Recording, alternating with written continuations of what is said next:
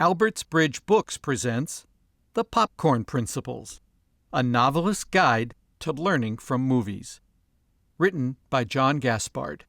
Read by the author. Introduction. Oh, that's just a popcorn movie. How often has that phrase been uttered in what was probably a slightly derisive manner? Too often, if you ask me. The fact is that most of these so-called popcorn movies usually demonstrate outstanding storytelling skills, muscles which they flex with ease throughout their various running times.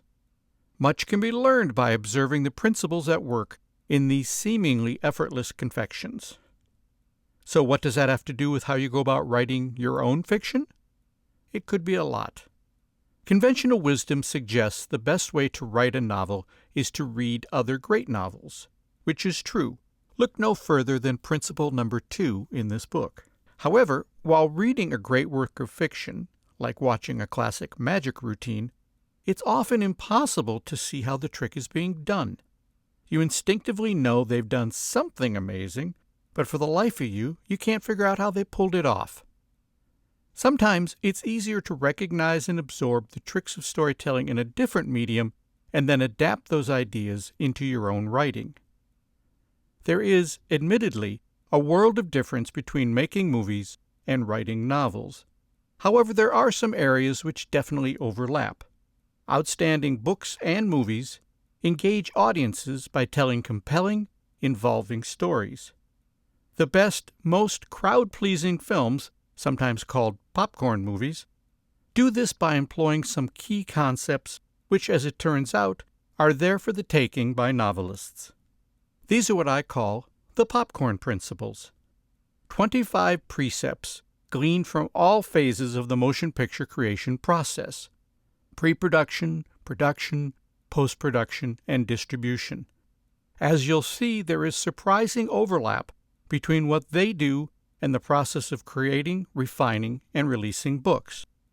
That's the meaning behind the book's title and its subtitle, and the goal of this slim volume, to help you see how the illusion is being pulled off in movies, inspiring you to create your own versions of these tricks in the books and stories you create. But first, a little background. I've written and produced a half-dozen low-budget feature films. Along the way, I've written several books on film production. These books are filled with tips and workarounds for beginners, taken from interviews I've had with more than 100 filmmakers. In the process of writing those books, I had the privilege of talking to some of the industry's top filmmakers, like producer and legend Roger Corman, or directors such as Steven Soderbergh, Jon Favreau, Stuart Gordon, Cassie Lemons, Leslie Linka Glader, George Romero, Bob Clark, and Miranda July. And screenwriters like Kenneth Lonergan, Academy Award winner, Dan Futterman and Whit Stillman, both nominated for Academy Awards, Dan O'Bannon, Susan Coyne, and Rebecca Miller.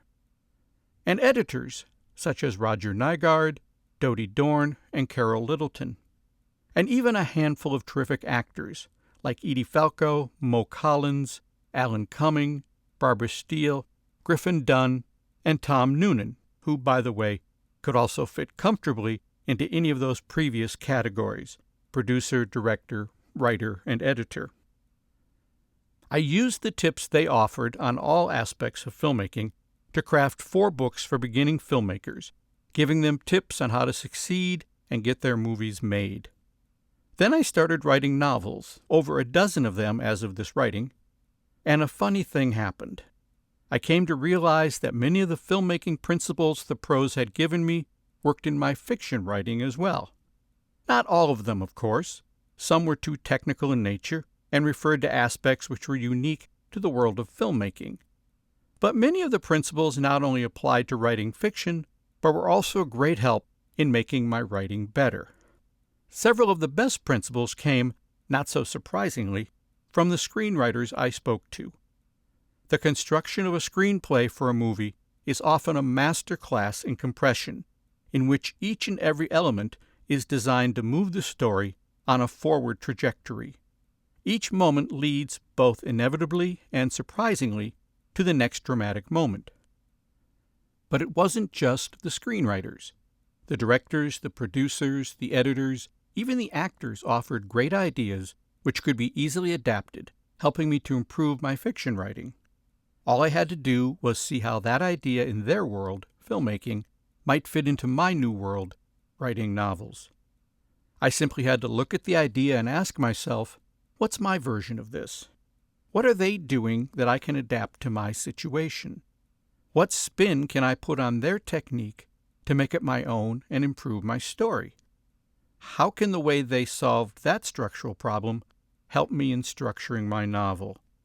I believe novelists can learn from the storytelling principles of filmmakers to improve their own writing simply because I do it every day, for every book. And in the process, it's helped me create stronger, more emotionally involving stories. What follows are 25 principles for you to consider as you sit down to write your next or current novel. Some ideas will speak to you, others may not. Take what works for you and leave the rest. These principles are not cliches and tropes. Movies and fiction have their own abundant share of those. Instead, what follows are some nuts and bolts ideas that span genres and media, but offer value in creating and improving your storytelling process.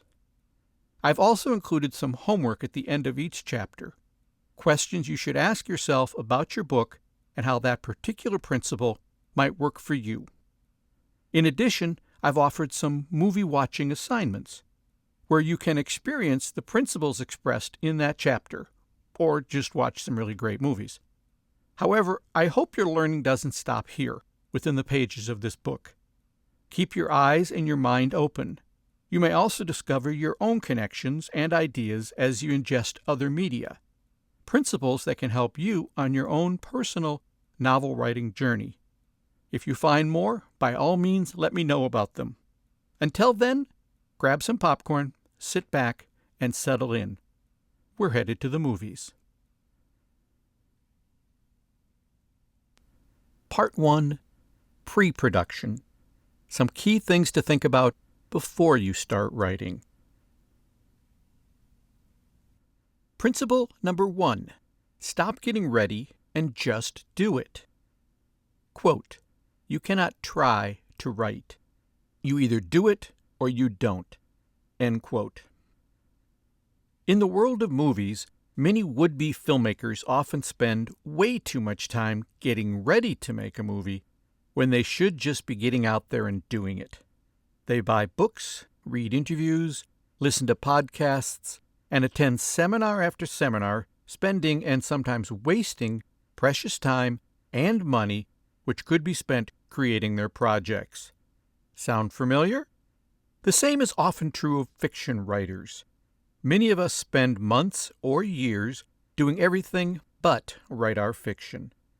We're getting ready to try to do it. But as Yoda taught us, quote, "There is no try, there is only do." End quote. Filmmaker Tom Noonan, What Happened Was, Wifey, had strong feelings about this sort of active inactivity. Quote, "To try is to struggle in a powerless situation," Noonan explained. "You can try as an actor to get a part in a movie. The ultimate decision is not yours. But you cannot try to write a script. You either do it or you don't. If you have a story you need to tell, then please do what you have to do to tell it. If you have something to say, just say it, whether it's ugly or pretty or wrong or stupid. If you need to do it, please do." End quote. While it may seem against my best interest to state this so early in this book, many of us fritter away too much time getting ready with books and seminars and agonizing over which software to use when we should be taking action. It's often better to, as the Nike ad suggests, just do it. Filmmaker Kevin Smith famously quit film school when he learned the curriculum included everything but making a movie. Quote, "I went for hands-on technical stuff," Smith remembered. They were like, it's all practice, all practical, no theory. And then we got there and did theory for 3 months. So I said, fuck it, I don't need some Canadian dude telling me what Demi was trying to say with Silence of the Lambs. End quote. He asked for a refund, took the money, and made Clerks. Similarly, filmmaker Robert Rodriguez didn't spend money on books and seminars. Instead, he made money by taking part in a month-long medical experiment. And as soon as he was back home, he dived into production on his no-budget classic, El Mariachi. Quote, I was inventing my own film school, Rodriguez said, where I could be the only student and where experiences, mistakes, problems, and solutions would be my teachers. End quote. The same was true of writer-director Amy Holden Jones, who didn't wait to be asked to direct a movie. Instead, she took a different route on her path to becoming a director. Quote, I had never written anything, so I was looking for an existing script. I went into Roger Corman's library of scripts that he hadn't made, and I took several of them, she told me. I read one called Don't Open the Door by Rita Mae Brown, and it had a prologue that was about 8 pages long. It had a dialogue scene, a suspense scene, and an action scene. I got short ends, leftover film, from shooting projects. My husband was a cinematographer. My neighbor was a sound man. We borrowed some lights, used our own house. I did the special effects, and I got UCLA theater students to act in it. We spent 3 days and shot those first 8 pages. Then I dropped off this 9-minute reel for Roger that had a dialogue scene, a suspense scene, and an action horror scene to show him that I could do those 3 different kinds of things which make up an exploitation movie. He called me up and asked me how much it had cost me to do it, and I said it cost about $2,000, which is what it had cost. He said, you have a future in the business, and asked me how much I would need to direct the rest of the script. The truth was I'd never read the rest of the script. All I had read was the first 8 pages. So I just out of the air said, $200,000. And he said, let's do it. You're directing this movie. End quote. It's all about taking action, not waiting for the perfect moment to start writing, but just starting. Because the truth is, there is no perfect moment to start, and there never will be. You've probably heard the old Chinese proverb, which so succinctly put it this way. The best time to plant a tree was 20 years ago. The second best time is now. As Smith, Rodriguez, and Holden Jones proved, don't wait for permission to start writing your book. Just start. On a related note, when it comes to writing software, I agree with Alex Cox, director and screenwriter of Repo Man, who said, quote, don't waste your money on software. If you can't set 2 tabs and remember to capitalize character names, find an easier job, actor or producer, end quote.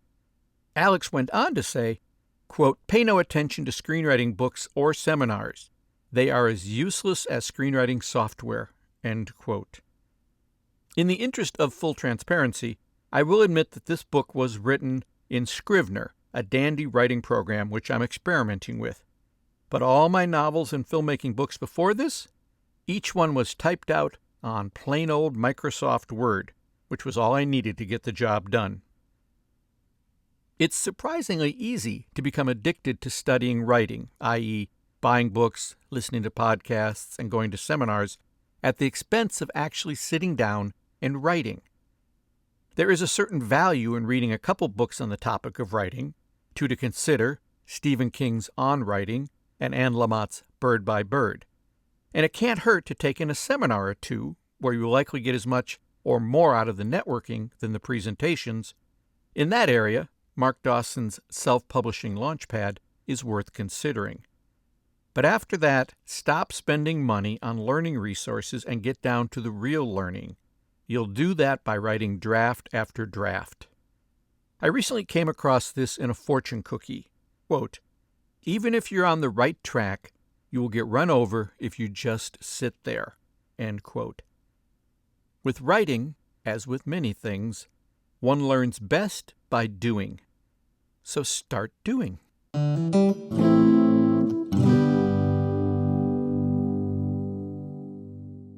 Beyond the screen questions. What's stopping you from starting? What's one step you can take right now to get started on your book? What's the worst thing that could happen if you started? What's your version of what Smith, Rodriguez, and Holden Jones did to kickstart their careers? Film suggestions? Clerks, El Mariachi, and Repo Man. Principle number 2. Read, write, repeat. Quote, if you don't have the time to read, you don't have the time or the tools to write. End quote. While I think you'll quickly reach a point of diminishing returns when all you're doing is reading books on the writing process, I do think you should never stop reading fiction, especially, but not exclusively, in your genre. Many filmmakers have understood and used this idea to improve their film work. As director-writer Amy Holden Jones recounted, quote, that's the thing that has helped me the most in my career. I remember when I first had to write a horror movie, when I first had to write a comedy, when I first had to write an action film, I would get myself down to the Writers Guild Library or the Academy Library, and I would sit down and read some of the best of the genre. No one would try to write a play who hadn't read plays, but all the time people try to write screenplays who don't sit down and read them. The vast majority of writers you tell that to, the way they look at you, you know they're never going to do it. End quote. Sadly, the same is often true of fiction writers. They'll dive headfirst into writing in a genre of which they really have only a minimal understanding. Stephen King said it best when he wrote this in his terrific book on writing, called, cleverly enough, On Writing. Quote, if you don't have the time to read, you don't have the time or the tools to write. If you want to be a writer, you must do 2 things above all others: read a lot and write a lot. There's no way around those 2 things that I'm aware of, no shortcut. End quote. Before I started writing my Eli Marks mystery series, did I read every book in the cozy mystery genre? I did not. But I did read a ton of them. Lawrence Block's Burglar and Keller series, Sue Grafton, Janet Ivanovich, Agatha Christie, Lisa Lutz, and more. The good, the bad, and the ugly. And even though I'm now several books into not only 1 but 2 mystery series, I continue to read genre fiction.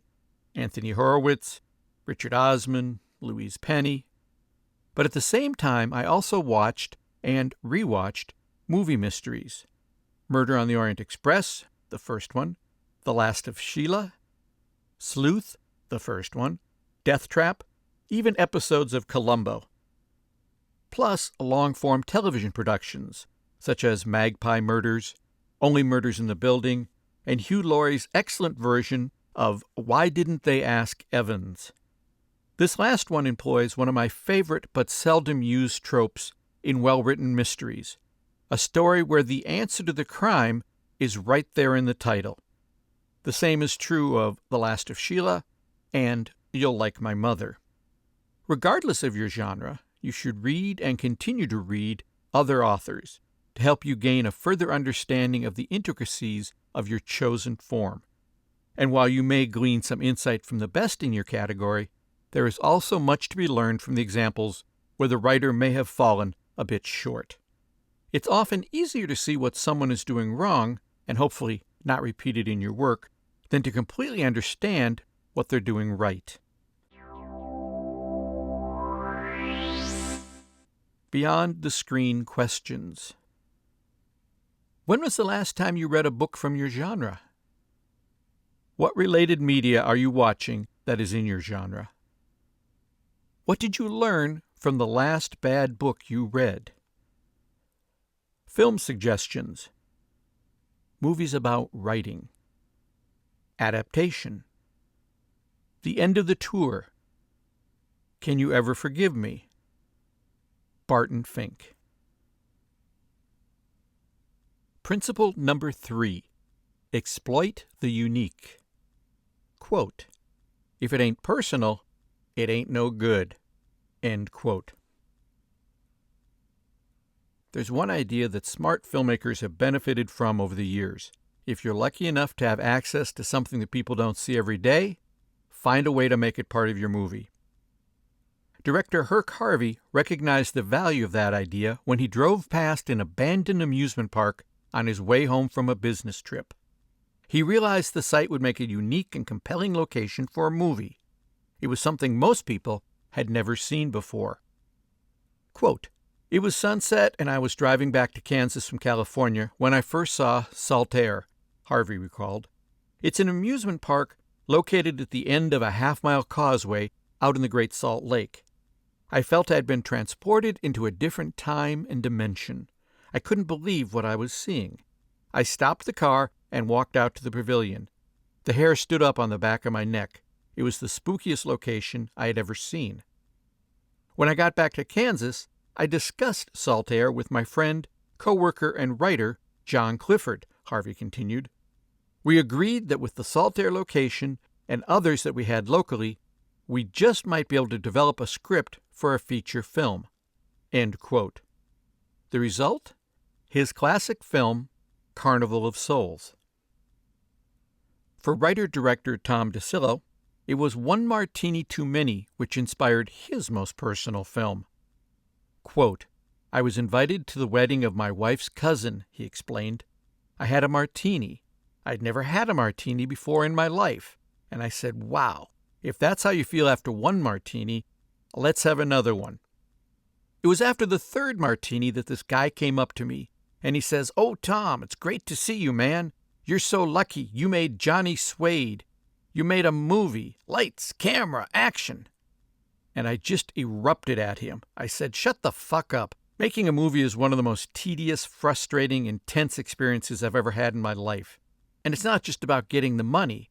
What about when you're getting ready to do a shot and suddenly something screws up and the actor's moment that they've been working on for hours just disappears and you never get it back again?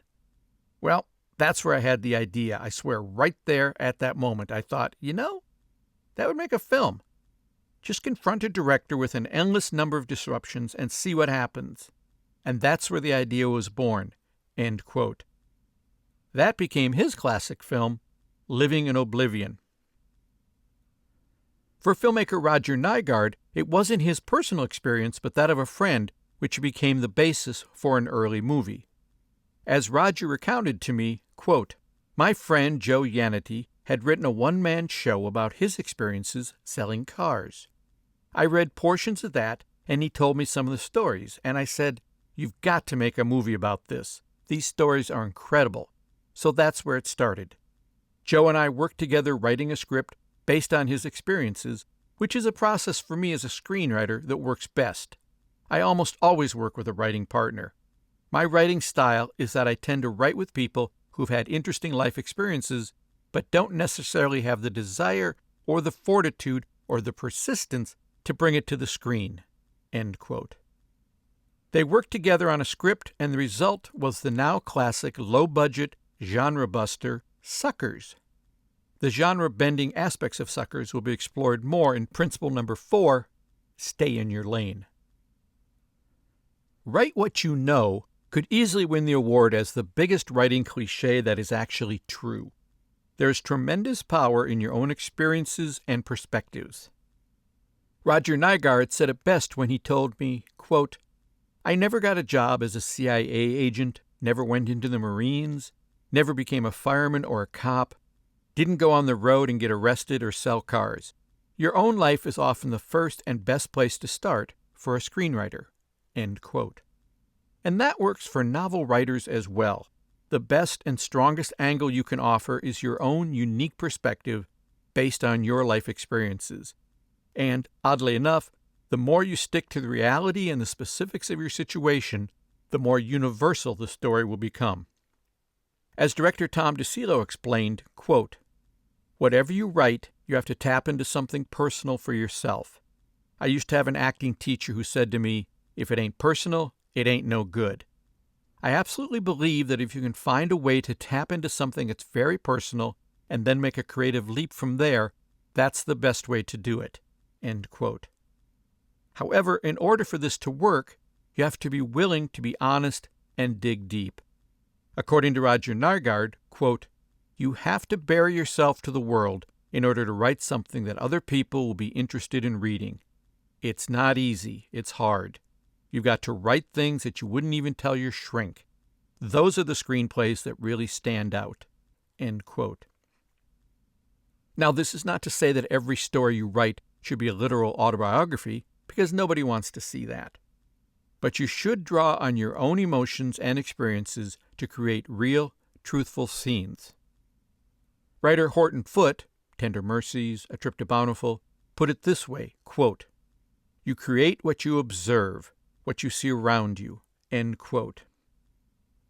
It's all about telling the truth, whether you're writing about your life growing up in a small town in the Midwest or saving the world from an alien attack. As director Bob Clark, A Christmas Story, Murder by Decree, told me, quote, "Be truthful. You've got to find your reality no matter how broad what you're doing is. If you're doing the Marx Brothers, it's wild, it's bizarre, but somewhere in there has to be some truth, no matter how outrageous or absurd or fantastical." End quote.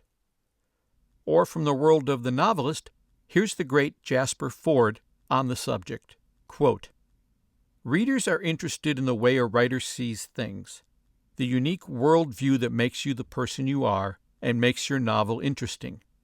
Ever meet an odd person? Sure. Ever had a weird job? Of course. Ever been to a strange place? Definitely. Ever been frightened, sad, happy, or frustrated? You betcha. These are your nuts and bolts, the constructor set of your novel." End quote. Take a chance. Tell the truth. Readers will respond.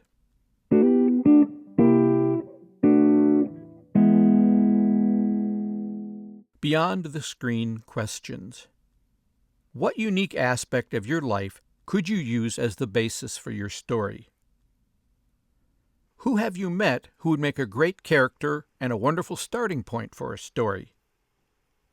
What's unique to your world, your skills, your career, your neighborhood, your history, your town? Which of these unique things could you be using as a starting point for your novel? Film suggestions: Carnival of Souls, Living in Oblivion, Suckers. Principle number 4. Stay in your lane. Quote, "People just don't like genre shifts." End quote. This is a lesson novel writers and filmmakers must learn at their peril. Audiences are a fussy lot. While they may suspend their disbelief while watching or reading a story, that disbelief runs down a surprisingly narrow highway. Stray too far away from that prescribed road, and you'll lose your audience, perhaps for good. If you've given them a cozy mystery, keep it cozy. Turning it into a blood-soaked thriller halfway through will only annoy your audience. If it's a clean romance, don't turn it into spicy erotica in midstream. If it's a spy thriller at the beginning, it better still be a spy thriller at the end. That's a lesson director Roger Nygaard learned the hard way. His film, Suckers, makes a serious tonal shift in its final third, changing from a workplace dramedy into a hard-hitting heist film. Looking back on it, Nygaard recognized the problem. Quote, "Audiences are not used to and don't like it when you shift from one genre to another. People just don't like genre shifts. They want to know what the genre is from the beginning, what's the level of reality to the story, and then you have to stick to it.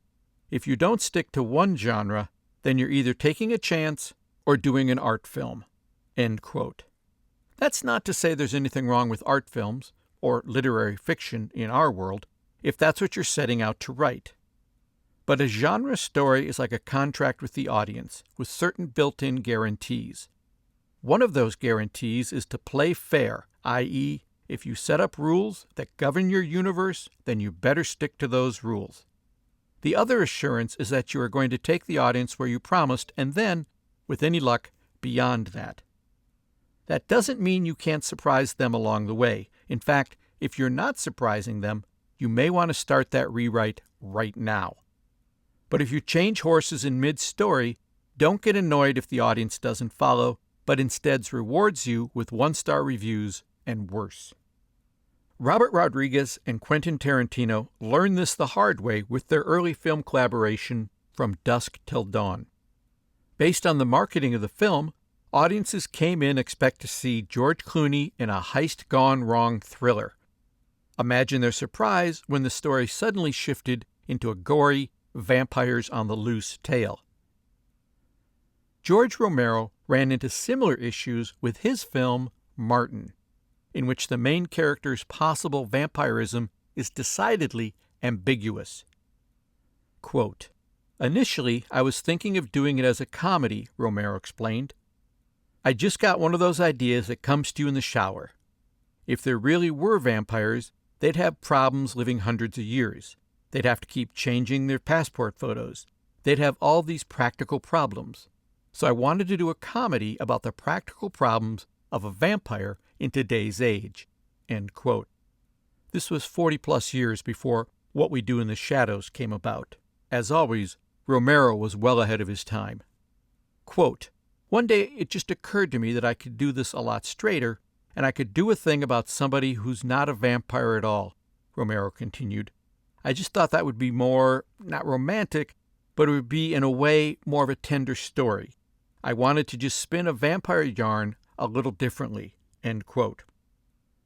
This unique approach, where the main character essentially thinks he's in a horror film and all the other characters think they're in a drama, made the movie a hard sell. It wasn't really a vampire movie, but that's how it was sold. And when horror audiences realized it wasn't a vampire movie, many of them stayed away. You can benefit from that experience and those lessons learned by the other filmmakers mentioned. While audiences love twists and turns, in genre fiction you should stick to your own lane. And to do that, you need to commit to what you're writing, which leads us nicely into the next principle.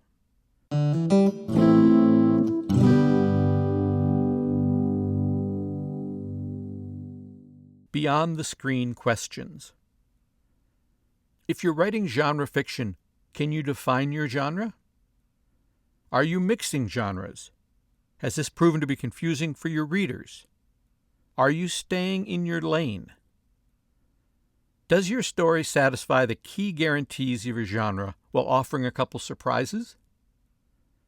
What examples, in books and movies, can you think of where the story suddenly changed lanes halfway through? How did you, as an audience member, feel about that unannounced genre shift? Film suggestions. From Dusk Till Dawn. Martin. Suckers.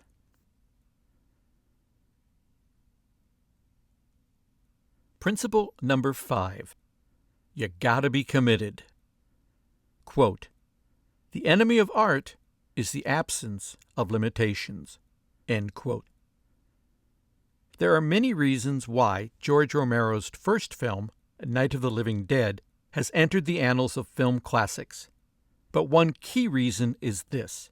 Romero and his team set out to make the best darn zombie movie they could, although the term zombie didn't get applied to the film until well after it had achieved its well-deserved fame. They didn't apologize for it. They weren't ashamed to be working in that genre. They didn't wink at the camera as if to say, "We all know that we're actually better than this." Quote, "We were dealing with a fantasy premise," explained producer Russ Streiner. "In all aspects of the production, we treated it as a serious film. I think that overriding viewpoint is displayed in the final product. Once you buy the fact that the dead come back to life, it's treated in all other regards as a serious film." End quote. Romero and his team were 100% committed to the movie they were making. That came through the lens. He saw the use of the genre as a way of telling a deeper story, and he didn't feel the need to be ashamed of the genre because it was central to the ideas he wanted to express. Quote, Really, all my films are people stories, Romero told me. Even at the heart of Night of the Living Dead, it's really about the people and how they screw themselves over and can't get it together. I like that theme tremendously. The lack of communication, the idea that people are still working their own fiddles and have their own agendas, even faced with sea changes in the world."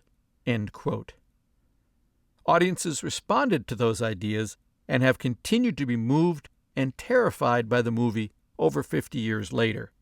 It went on to become a classic in the genre and is now part of the permanent film collection of New York's Museum of Modern Art. That same obligation is required in whatever genre you've chosen. You have to be 100% committed to that form. If you're not, the audience can smell it. If you think urban vampire fiction is silly, your readers will sense that. So while they may read your first book, they will avoid all subsequent volumes.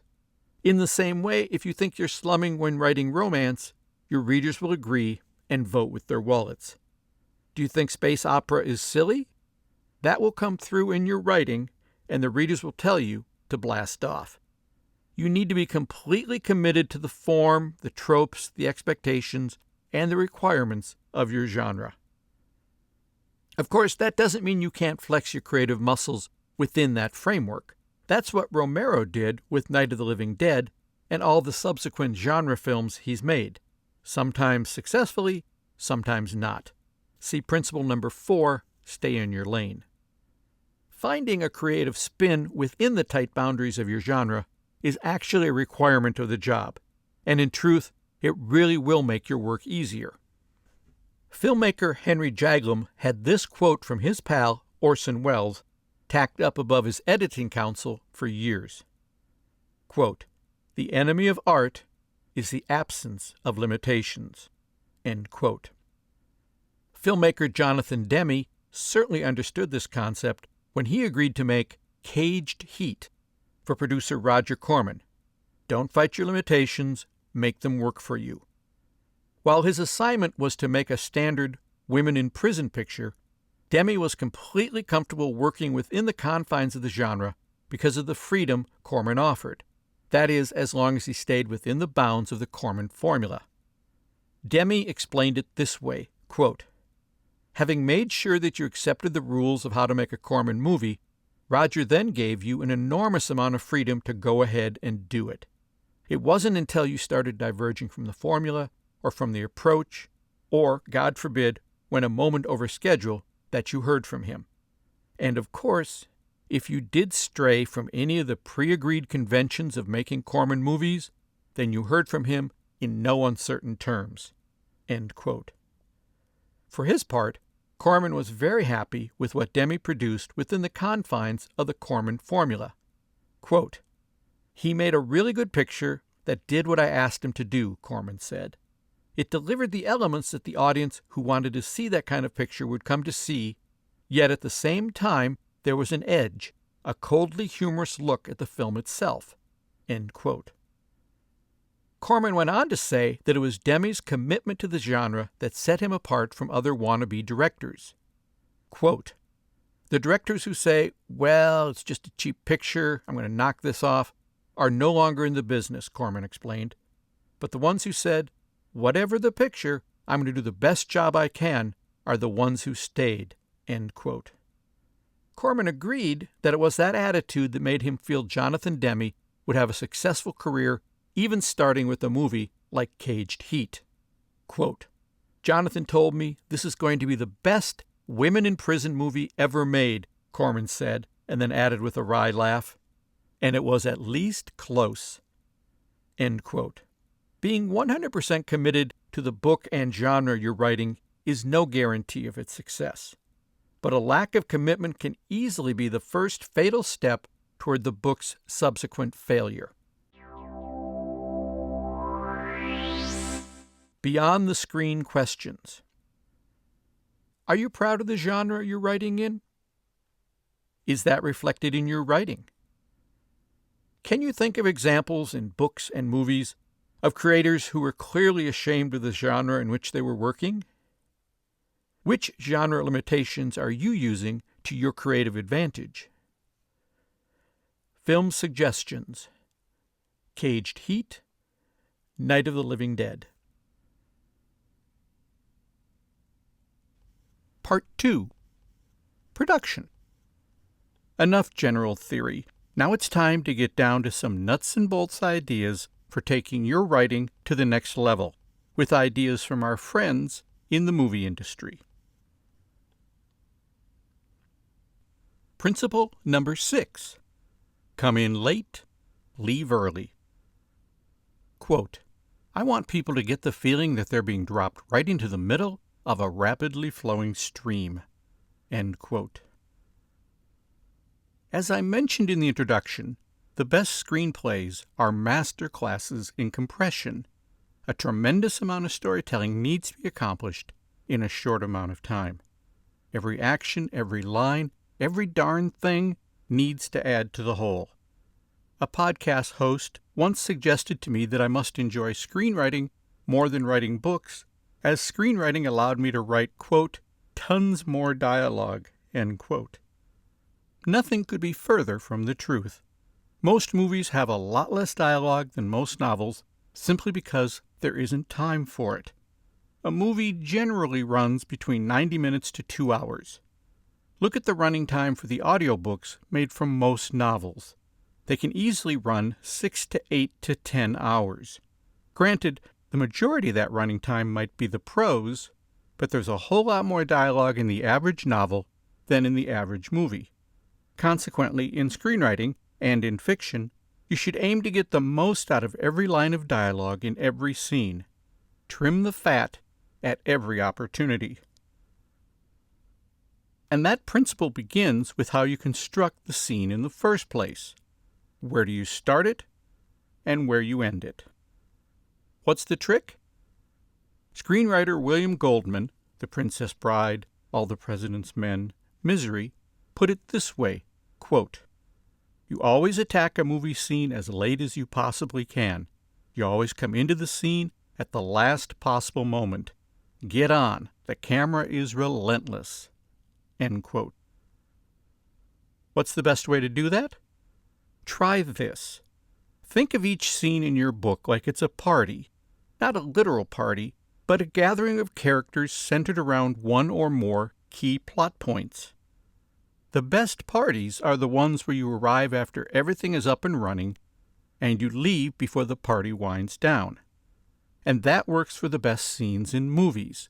We jump in after everything is already in motion, and we head off to the next scene before the current one runs out of steam. We're taking things away and in the process, making the scene stronger. This is the idea behind the concept of addition by subtraction. By taking away one or more elements, you actually make the whole stronger. This idea will show up in later principles, as it applies in many ways to principles number 7 and number 19 as well. It's remarkable how much you can often improve something by taking one or more things away.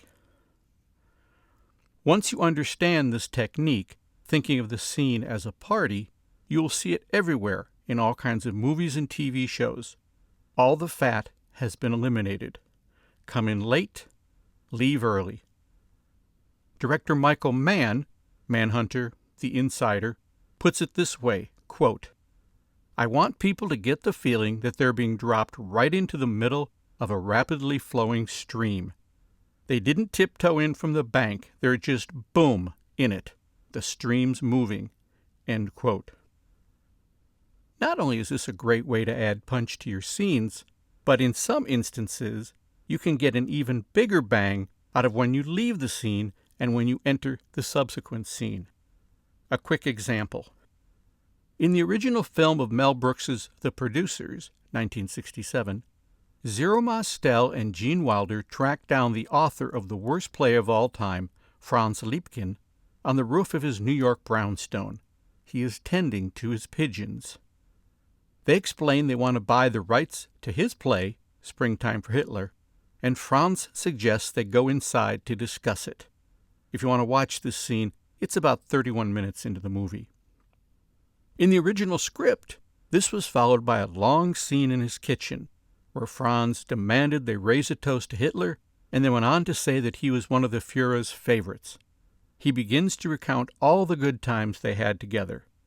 The long speech continues with the two producers attempting to hum along to a song with Franz, who then suddenly comes out with this line, quote, "Not many people know it, but the Führer was a terrific dancer," end quote. The editor of the film, Ralph Rosenblum, suggested to Mel Brooks that the humming followed by this line was the best entry point for the scene. The rest of the scene was not needed. This edit, from the three men on the roof to the three of them seated around the table, is not only funny on its own, but suggests everything that has come before in the kitchen without having to show it. We know they've been there a while. We know it's just gotten more and more awkward. The faces of Mostel and Wilder tell us all we need to know. As Rosenblum explained, quote, "The material shot in Liebken's apartment worked magnificently on paper, but for whatever reason turned out flat on film. It killed Mel to lose a word, and here he lost over 100, end quote. Rosenblum repeated that trick at the end of that scene, where Mostel hands a pen to Franz so he can sign the contract and says this will make your dream a reality. Rosenblum suggested cutting immediately after that line, even though the scene had continued through several more jokes. Quote, "That's where you want to cut, Mel. We'll drop the Siegfried Oath, the Wagner music, the blood ritual, and go straight to Mostel and Wilder on the sidewalk, gloating over the contract." End quote. Exiting the scene at that point made the entire transaction funnier and punchier and kept the movie moving along. When you start looking for it, you'll see this technique, entering a scene as late as possible and leaving a scene as early as possible, working in all sorts of movies and TV shows. It can also work in your storytelling and is best combined with a technique covered in the next section called cutting the shoe leather.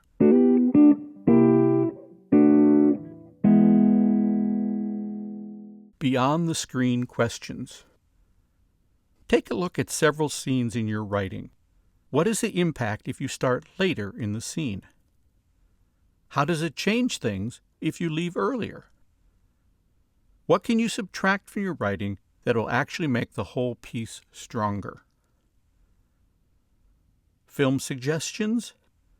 The Producers, 1967 version. Principle number 7. Cutting the shoe leather. Quote, "Leave out the parts that readers tend to skip." End quote. I mentioned earlier that I watched a lot of movie and television mysteries before I started writing my Eli Marks mystery series. One favorite was Columbo.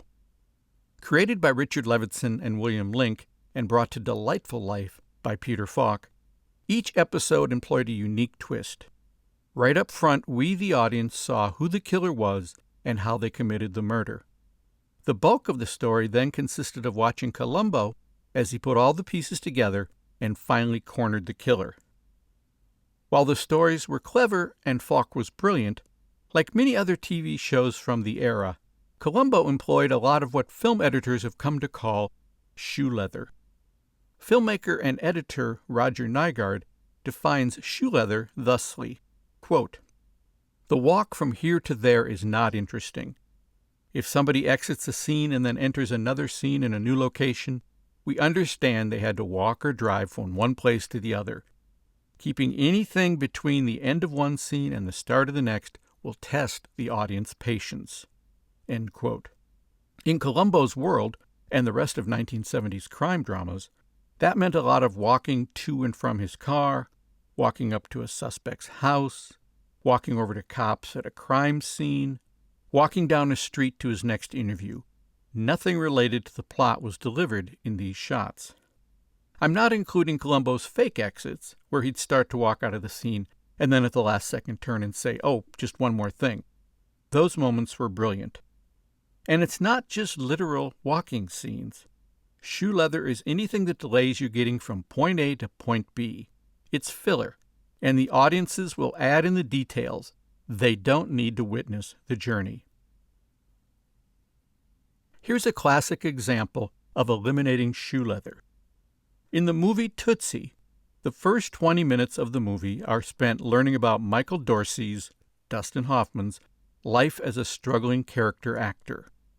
He accompanies his friend Sandy, Terry Garr, to a soap opera audition where she is trying out to play a hospital administrator.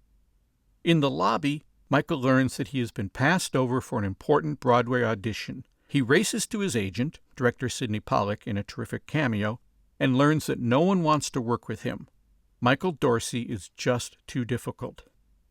He begs to be put up for any job so he can raise the money to self-produce a play that he'll star in. His agent tells him that's never going to happen. Quote, "No one will hire you," end quote.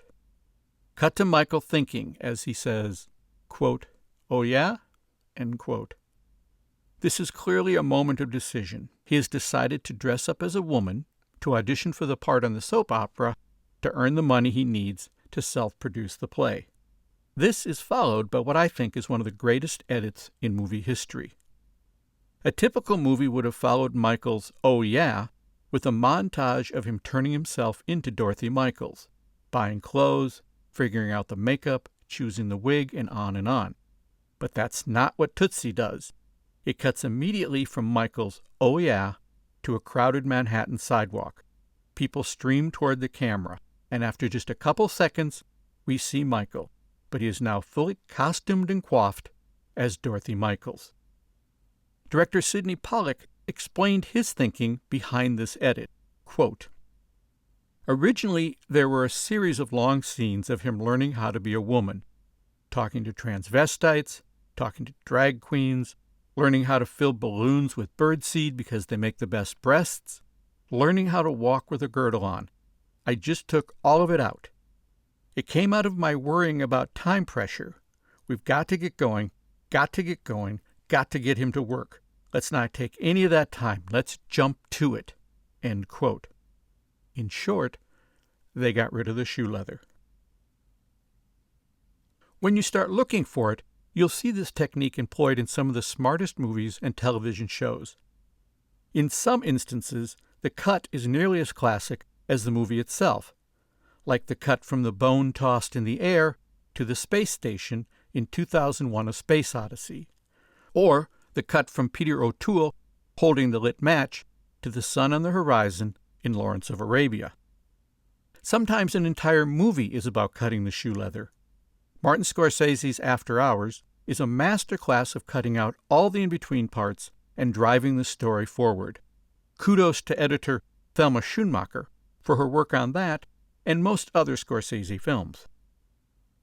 But most often, the removing of the shoe leather is something that, as a viewer, you don't recognize. That's because it wasn't needed in the first place, and so its disappearance is never noticed. We move from point A to point B, and the cut is so logical and so in keeping with the story's momentum that it feels not just correct, but inevitable. But when the shoe leather has been left in a movie or TV show, as a viewer you can really feel it. The story is sluggish. It drags. You feel like yelling at the screen, "Get on with it!" The same can be true when reading a story that's been overloaded with shoe leather. There are long passages describing how the character got from point A to point B, or long involved explanations based on the hours of research that you feel have to be part of the book, or flashback details that really don't add anything to the story, the theme, or the character. Writer Elmore Leonard was talking about eliminating shoe leather when he was asked for the best tip he had for writers. He said this, quote, "Leave out the parts that readers tend to skip," end quote. He meant you should cut out the shoe leather.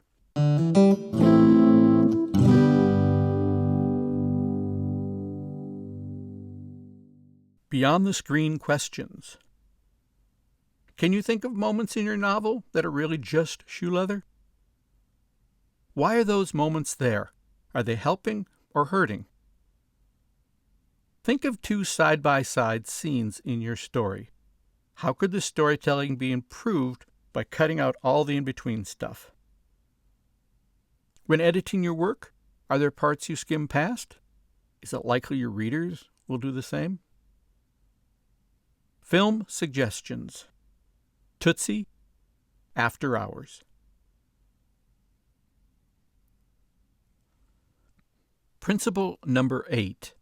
Intentions and obstacles. Quote, if a character wants a cookie, he shouldn't just be able to get his cookie out of the jar. End quote. If you don't have conflict, you don't have drama. That's a basic tenet, and it's hard to argue with that. Every scene needs conflict to drive it forward. I didn't really understand what dramatic conflict meant until I started to watch The West Wing and followed up by reading interviews with its creator, Aaron Sorkin. For Sorkin, it isn't about simple conflict. It's much more personal, and it involves every character in every scene. It's about intentions and obstacles. This is how Sorkin explains it. Quote, I kind of worship at the altar of intention and obstacle. Somebody wants something standing in their way of getting it. They want the money, they want the girl, they want to get to Philadelphia, doesn't matter. And if they can need it, that's even better. Whatever the obstacle is, you can't overcome it like that, or the audience is going to say, why don't they just take the other car, or why don't you just shoot him? The obstacle has to be difficult to overcome. And that's the clothesline that you hang everything on, the tactics by which your characters try to achieve their goal. That's the story you end up telling. End quote. Although this is a great global approach to your story, it can also be used to turbocharge every single scene, and do it without adding some outside element to create drama. Director John Badham, War Games, Saturday Night Fever, agrees.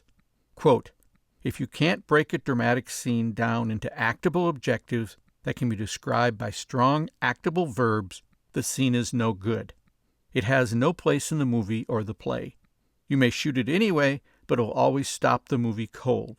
It contributes little or nothing to the overall story. End quote. Writer Scott Frank, Out of Sight, The Queen's Gambit, explains it this way. Quote, a movie script has to have conflict. Not just the overall plot, but even within a scene. Let me give you a dumb example. If a character wants a cookie, he shouldn't just be able to get his cookie out of the jar. The jar should be hard or impossible to get at. He has to climb on a ladder, and the ladder breaks, and he's in a hurry. Every scene has to have some inherent conflict. Nothing happens easy. As a writer, you always want to be thinking, how can I turn this scene? What's in the way? What's the conflict here? End quote. If you take this approach to every scene in your story, what does each character want? What is stopping them from getting it? You'll find natural and not manufactured conflict, which feels real and makes your story more believable. And the only way to achieve that is to give every character in every scene an intention and an obstacle. While most of the scenes in my Eli Marks series are about Eli trying to find answers, it is a mystery after all, within each scene I try to give him a unique intention and obstacle.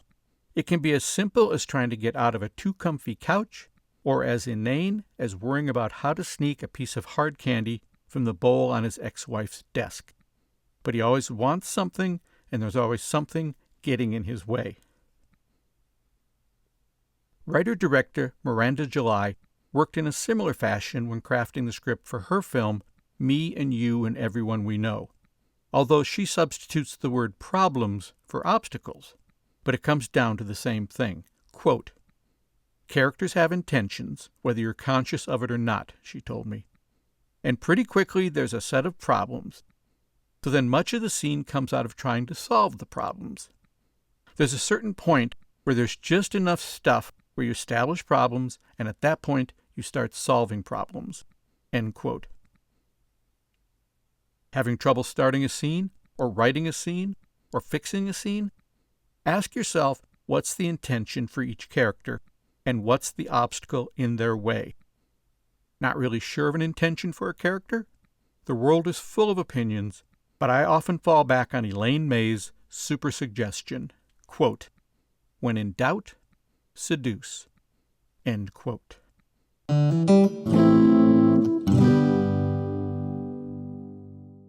Beyond the screen questions. Take a scene you've written and write out the intention and obstacle for each character in that scene.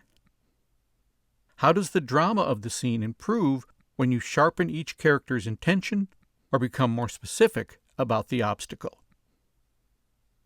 Film suggestions: The West Wing, Seasons 1 through 4, any episode. Principle number 9. Don't spill all your popcorn in the lobby. Give your characters a secret. Quote, "Any good movie is filled with secrets." End quote. In the low-budget film The Anniversary Party, written and directed by Alan Cumming and Jennifer Jason Leigh, at one point in the evening-long party, guests get up and offer speeches and gifts to the couple celebrating their anniversary, played by Cumming and Leigh. The scene was unscripted. As Cumming explained to me, quote, "For that scene, we asked the actors to make up their own speeches or make their own things. We guided them about what perhaps their character might say, what their character's angle might be, but we left it up to them to make their thing. It was really fascinating. We shot their stuff and our reactions at the same time. We were hearing it for the first time, which was really exciting." End quote. That's the type of surprise you want to create for your readers as they're reading your story. You've guided them toward those moments, but you haven't spilled all the details up front. You've doled out information slowly instead of providing an info dump in the first few pages. And then you surprise them at different points in the story.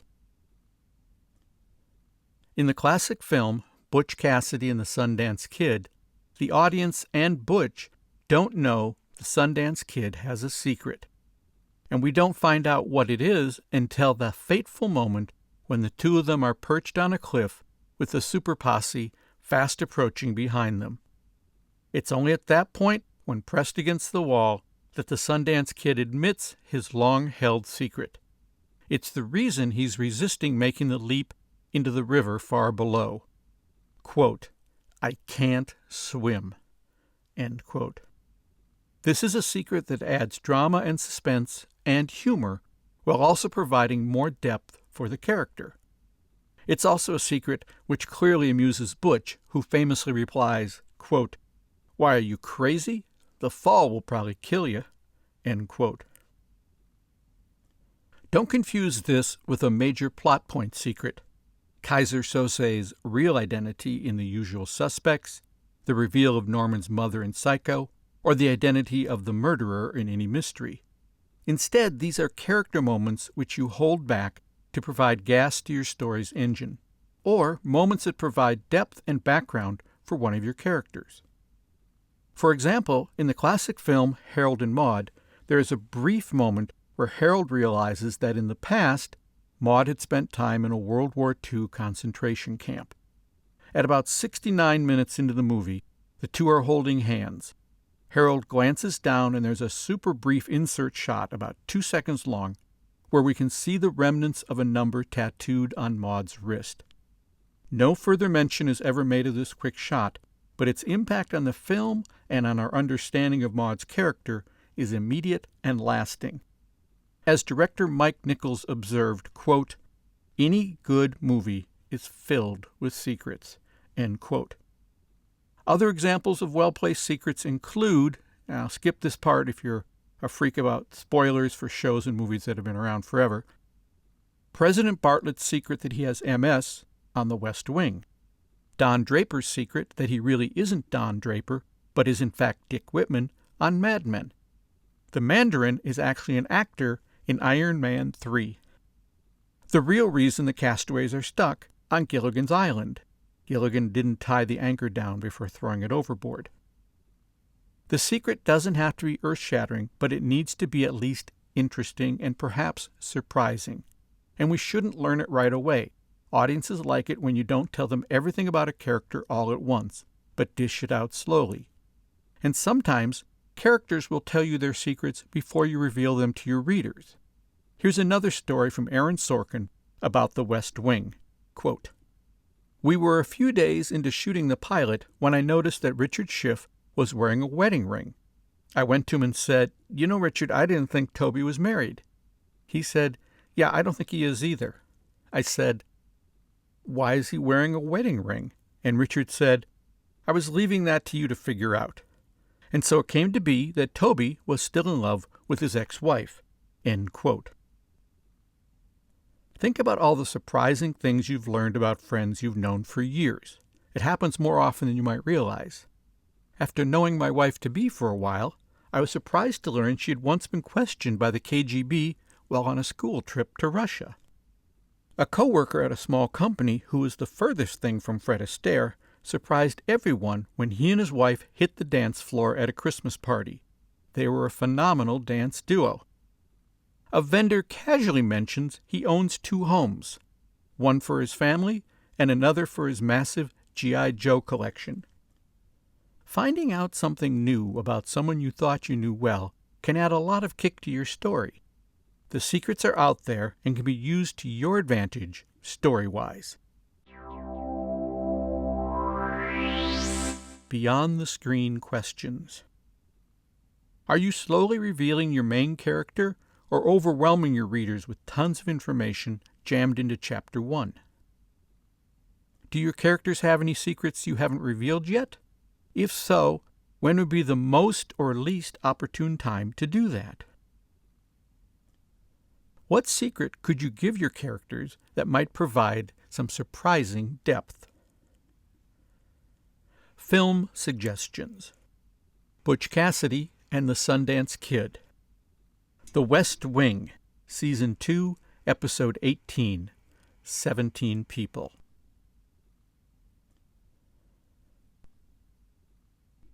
Principle number 10. Save the cat, kill the cat, I don't care. Just create an emotional connection. Quote, "It all goes to emotion." End quote.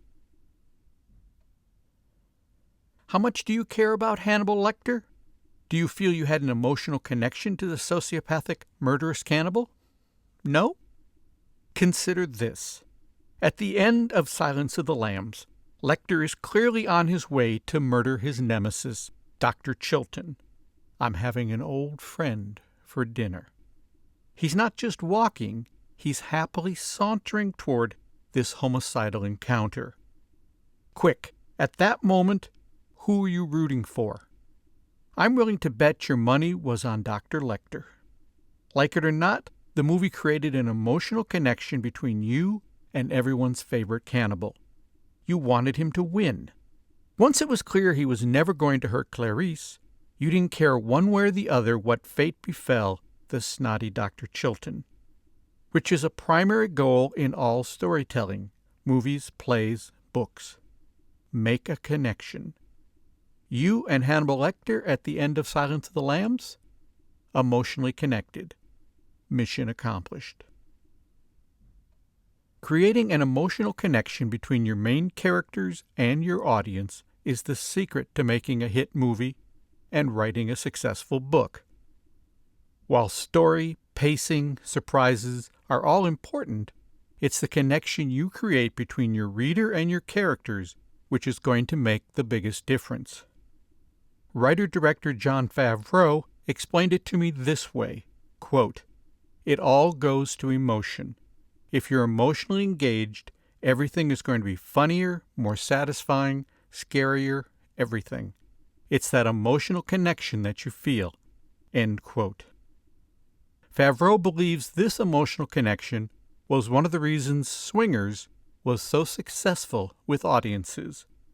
Quote, "It's the one thing that you really have going for you in a small movie," he explained. "You're doing something that's so real and usually so personal that you have a level of emotional engagement that you will not get in a high-budget, high-concept movie." End quote. Okay, so how do you create that connection? A common trope among screenwriters is the idea of save the cat. Based on the book of the same name by Blake Schneider, the concept is often reduced to the simple notion that your hero should do something heroic or endearing early on, such as save a cat, so that the audience sympathizes with the character, thus becoming emotionally invested in the story. There's actually a lot more to the save the cat concept, which is a 15-point formula for structuring a successful screenplay with an emphasis on storytelling, creating compelling characters, developing a strong theme, and a unique plot. But people often reduce the whole thing to just making sure your character does something nice or selfless early in the story. But it doesn't have to be that. Cats need not be involved. In fact, your character doesn't have to do much of anything to deserve the desired emotional connection.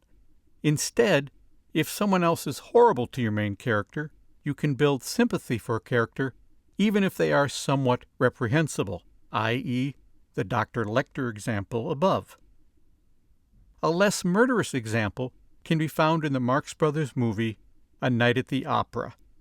Early on, there's a scene with Harpo's boss, Lespari, literally beating Harpo to punish him for being Harpo. Later in the film, you feel no sympathy toward Lespari as the Marx Brothers exact their vengeance upon him, piling indignity after painful indignity upon the hapless villain. As comedian and director David Steinberg pointed out, quote, Harpo, in the first scene of A Night at the Opera, is being beaten by Lespari. When you see a guy physically abusing someone else, you can take all your time and slowly torture this person comedically, and the audience's sympathies will never leave you. End quote.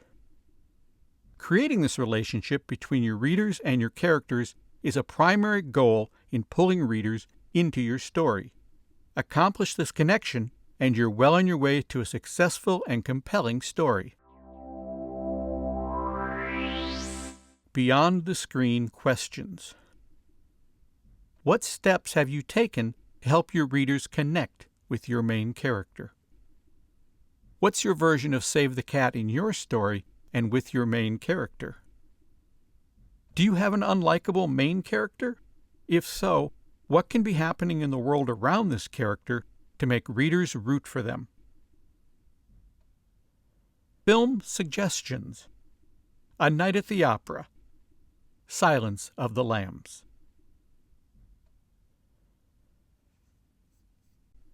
Principle number 11. Callbacks. Don't forget to reap what you sow.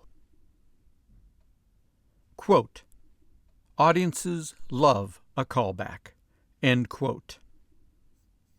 Nothing delights an audience more than a well-placed callback, a reference to an earlier moment in the story which takes on a different and deeper meaning when you remind the audience about it later in the story. The greatest callback of all time may be from Casablanca. In that 1942 classic, a phrase uttered early in the story in reference to dealing with possible insurgents, round up the usual suspects, makes a second, more meaningful appearance at the story's climax. Rick has shot Major Strasser, a Nazi commander who was about to make a phone call to prevent the plane to Lisbon from taking off. On that plane, resistance hero Victor Laszlo and his wife and Rick's former lover, Ilse Lund. This has all been witnessed by the morally dubious Louis Renault, the chief of police. As policemen arrive to determine what has happened, Louis quickly explains the situation to his men. Quote, Major Strasser has been shot. End quote. A quick look between Rick and Louis. Are they truly friends? Or is everything in Louis's life transactional? A suspenseful pause, and then Louis continues, quote, round up the usual suspects. End quote. The police run off to do that as Rick and Louis head off into the night with the classic closing line, quote, Louis, I think this is the beginning of a beautiful friendship. End quote. Round up the usual suspects is the perfect callback, a seemingly innocuous moment from early in the story which returns later in a surprising manner. But in this instance, it wasn't planned. This classic callback was discovered not only after the script had been written, but while the film was in production.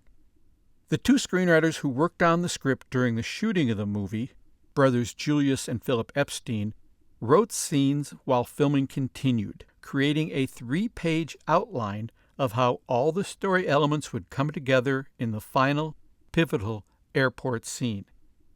But the one element which eluded them was how Rick could shoot Strasser and get away with it. The answer came, as some of the best ideas do, as a bolt out of the blue. Quote, Julius Epstein has always said that the ending was solved when he and his brother, while driving to the studio one day, turned to each other and said in unison, "Round up the usual suspects," explained Algene Harmitz, author of the definitive book on the movie, Round Up the Usual Suspects, The Making of Casablanca. Rick would kill Strasser, and Louis Renault would protect him. End quote. Callback deployed, problem solved. Round Up the Usual Suspects is a perfect example of taking something from earlier in your story and repurposing it for greater depth later on. The trick for writers is recognizing when you've placed the seeds for a strong callback and then waiting for the right moment to harvest them.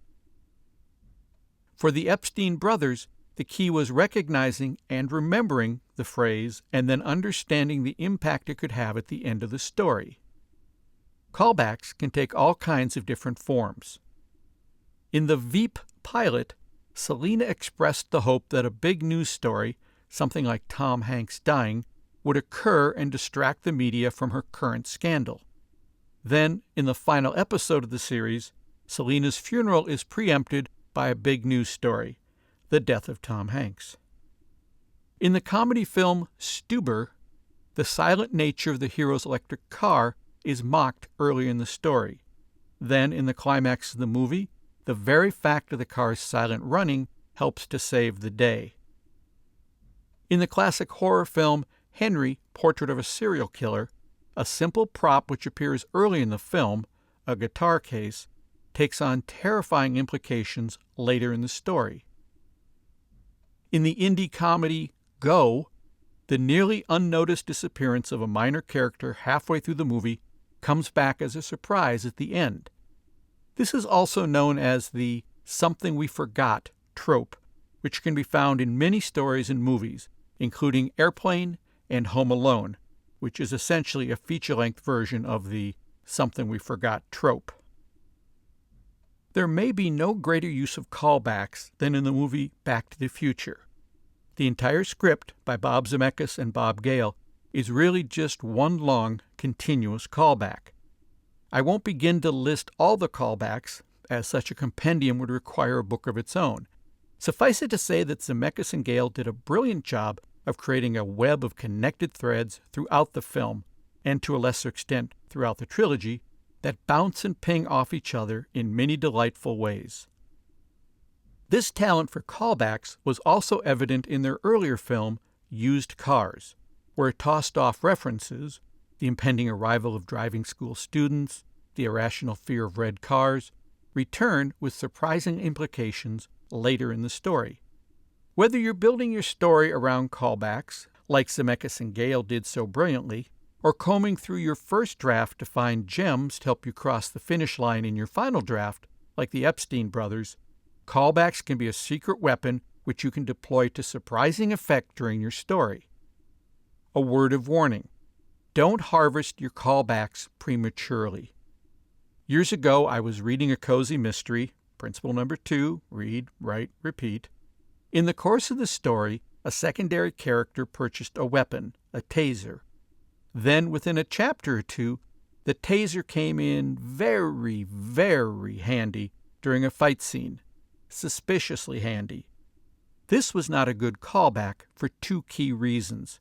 First, too much was made of its highly questionable purchase, and second, the need for the taser occurred too closely to its appearance in the story. A good callback should seem innocuous when it first appears, and it should have disappeared from the reader's mind long before it makes its surprising and impactful return. But that warning doesn't mean you should shy away from building callbacks into your story. Properly employed, they can be one of your strongest writing tools. As Daniel Scheinert, the co-writer, co-director of Everything Everywhere All at Once, explained, quote, "Audiences love a callback. It's such an easy storytelling maneuver. Oh, it came back." Part of why they like callbacks is it tells them someone confident and in control is telling the story. It's like you're telling the audience, "Don't worry, I've got you. I've got a plan." End quote.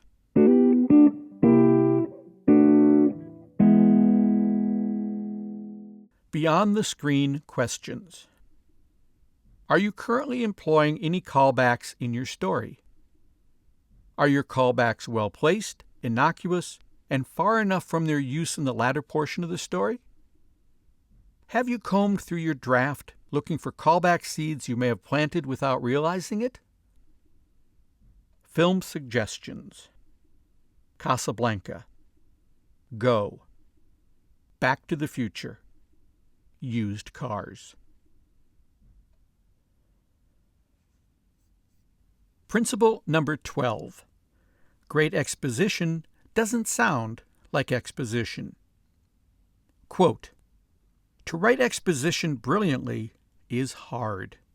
End quote. Exposition, the introduction of key story elements, is a requirement of fiction writing. The audience needs to know who's who, what they're doing, where they are, and their relationships with other characters. In short, they need to know what's going on. The trick in good writing is to make the delivery of that information painless and invisible. This is something really good movies seem to do effortlessly. On the other hand, some movies and TV shows find ways to achieve this a little less elegantly than others. We've all seen police procedurals where our hero shows up at a crime scene and is brought up to date by a coworker who seems to have absorbed all the pertinent details in record time. Even though this secondary character may have arrived on the scene only moments before, they already possess a compendium of facts about the crime. It's a clunky way to do it, but it gets the job done. A similar trope, particularly during police interrogation scenes, is to come into the scene late, see principle number 6, and then have one of the characters recap what they've discussed up to that point. "Okay, Dave, tell me again what happened when you stepped into Sean's apartment." But there are more elegant ways to deliver exposition. This can often be accomplished by mixing the needed exposition with something more fun or interesting. As Mary Poppins so wisely explained, just a spoonful of sugar can help the expositional medicine go down. A retro example. In the old Mission Impossible TV series, the plot for each episode would be cleanly laid out for Mr. Phelps and the audience via a tape-recorded message from an unseen boss. During this expositional passage, Phelps would sort through the photos of all the characters, which were often the actors' actual headshots, which was a smart, cost-saving idea, as we learn the details of the story and the characters. And then the tape would disappear in a fizzy puff of smoke. Mission Impossible? Hardly. In terms of delivering needed exposition, it was mission accomplished. Citizen Kane kicks off with a 9-minute newsreel recounting the life and death of its main character, Charles Foster Kane. Subtly satirizing the newsreel format, which was popular at the time of the film's release, this movie within a movie nicely sets up the key incidents and people of Kane's life, which we'll discover in greater detail as the film goes on. This technique, using another media to inform characters within the media we're watching, was new at the time, but has now become a standard cliché. It's morphed into a quick news report seen on a nearby television, delivering key information just at the moment it's needed in the story. This cliché was nicely parodied in Tom Stoppard's 1968 play, The Real Inspector Hound, in which a character turns on a radio just in time to hear, quote, "We interrupt our program for a special police message. The search still goes on for the escaped madman who's on the run in Essex. County police, led by Inspector Hound, have received a report the man has been seen in the desolate marshes around Muldoon Manor." End quote. The play also parodies the convention of characters giving out more information than one would normally do in that situation. Moments later, the character who had turned on the radio answers the phone with the following: "Hello, the drawing room of Lady Muldoon's country residence one morning in early spring. Lady Muldoon and her house guests are here, cut off from the world, including Magnus, the wheelchair-ridden half-brother of her ladyship's husband, Lord Alfred Muldoon, who 10 years ago went out for a walk on the cliffs and was never seen again." End quote. A simple and often dramatic solution for exposition is to bury the necessary information within the dialogue of an argument. Michael Dorsey's, Dustin Hoffman's, argument with his agent, Sidney Pollack, at about the 20-minute mark of Tootsie is a great example of delivering key exposition within a barb-filled debate between two characters. We learn about Michael's reputation for being a brilliant but difficult actor, his frustration at not being able to get work, his need for $8,000 to produce his friend's play, his unwillingness to compromise, and his extremely slim prospects at achieving his goal. And all of this is nicely disguised as a rapid-fire and often heated and funny exchange. Another approach is to use a new character as an excuse for bringing the audience up to speed. Writer-director John Sayles used this technique to introduce his large and largely unknown cast in his low-budget classic, The Return of the Secaucus Seven. As Sayles explained, quote, "When you have a lot of characters in a movie, and none of them are stars, none of them are very well-known character actors, you're probably going to have to introduce them a couple times and have those introductions be something about who they are and who they're going to be in the script, so the audience doesn't feel lost." End quote. In order to accomplish that introduction, Sayles included a key scene early in the film where one character identifies each of the others while also spelling out the relationships to the rest of the group. Although that may seem heavy-handed, Sayles did it in the guise of having a new character, someone unfamiliar with the group, enter the movie and need to be brought up to speed. In that context, the scene is fast, funny, and very helpful for an audience trying to get their bearings. The Big Chill, a movie often compared to Sayles' lower-budget film, accomplishes the same task in a different manner by introducing us to the main characters with a montage during the film's opening title sequence. This allows us to see each of them in their own environment for a few moments before bringing them all together for their college friend's funeral. This technique doesn't give us a lot of information, but does offer a quick sketch to introduce the film's key players. Highly technical information can sometimes bog down a story. Even though an audience needs to understand the mechanics of the situation, the delivery of those key elements can ruin your pacing. Two top-grossing films solve this problem in elegant and similar ways. In Titanic, one of Bill Paxton's crew members uses an animation and his own dramatic descriptions to demonstrate to Titanic survivor Gloria Stewart the steps the great ship went through after hitting the iceberg. This is at about the 18-minute mark in the movie. Since she was actually on the ship when it went down, Gloria Stewart hardly needed what she refers to as this, quote, fine forensic analysis, end quote. However, it's extremely helpful for the audience as it provides us with the key steps in chronological order of the disaster. Because of this early explanation, later in the film we always know what's going on when the ship begins to sink for real. Jurassic Park also had some dense technical information to deliver to its audience. In particular, it was to explain how the DNA of dinosaurs, found in mosquitoes trapped in amber, had been harvested to create the new crop of dinosaurs which inhabit the about-to-be-opened park. Using the premise of an interactive theme park ride, the characters in the movie and the audience watching learned all that information from an animated character called Mr. DNA. This is at about the 27-minute mark in the movie. CJ's press briefings on just about any episode of The West Wing were often great ways to deliver technical information along with wisecracks. The same was true of her prep scenes before the briefings, which were effective at bringing us up to speed on key plot points and technicalities. Planning scenes before a big battle fulfill the same function. They tell us key information about what's about to happen, so we can react when things do or don't go our way. The film Gambit has probably the bizarrest approach to exposition. The first third of the movie is spent telling us all the steps of an upcoming high-stakes robbery. The rest of the story uses that information to comic advantage, as the audience watches things go wrong at every step of the plan, which has been detailed to us earlier. In movies, actors often carry the brunt of exposition. Cary Grant reportedly said something along the lines of, "Stars don't do exposition," and was, they say, always trying to hand off exposition lines to the other actors. Actor Richard Jenkins, The Shape of Water, Cabin in the Woods, 6 Feet Under, appears to agree, saying, quote, "Exposition, every movie has it. But if you're talking to your brother and you say, 'You're my brother, and do you remember when our mom died last year?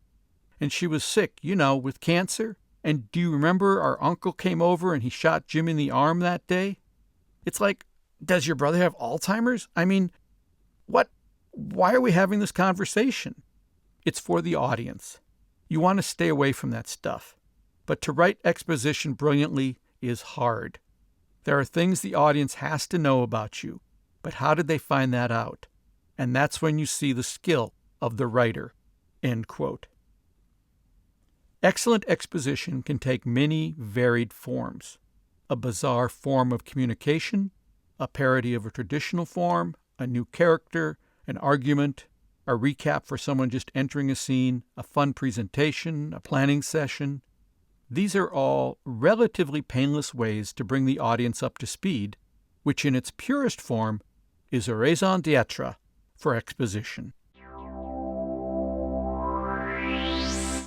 Beyond the screen questions. Look at where you're providing exposition in your work. Are you giving this information to the readers in an artful way? Are you providing too much information all at once? How could you be sprinkling exposition throughout your story? Think back on principle number 9, don't spill all your popcorn in the lobby. Finally, ask yourself this: does my reader really need all the information I'm providing? Am I giving it to them because I simply have it, or because they need it? Film suggestions. Tootsie, The Return of the Secaucus 7, Titanic, Jurassic Park, Gambit, the original one. Principle number 13, Theater of the Minimal. Quote, "See the world in a grain of sand." End quote. Have you ever heard of this movie? A small group of people venture into the woods searching for evidence of a supernatural entity, bringing along video cameras to document their experience. Something bad happens. Most of them end up dead. And all that remains is their video footage, which may or may not reveal what happened to them. Nope, sorry, it's not the Blair Witch Project. It's The Last Broadcast. Produced a year before Blair Witch rocked the indie world, The Last Broadcast set some records of its own, including being the first feature to skip the traditional transfer to film and hit theaters digitally. But another key thing the movie did was to convince me of an important principle. The secret to persuading the audience you've captured reality is found by judiciously offering them just a few key details. As William Blake so sagely put it, you can help them, quote, "see the world in a grain of sand," end quote. In other words, if you're writing a Dan Brown-style adventure yarn, you don't need to give the audience page after page of facts and figures about the elements of the hunt. Just a few well-placed tidbits are often enough to keep readers turning pages. Quote, "We called it Theater of the Minimal," The Last Broadcast co-director Stefan Avalos explained of his film. "It's amazing how little it takes to convince people. You only need small clues to make something seem convincing. and I found it amazing how readily people believed the movie based on just a couple little pseudo-realities within the movie."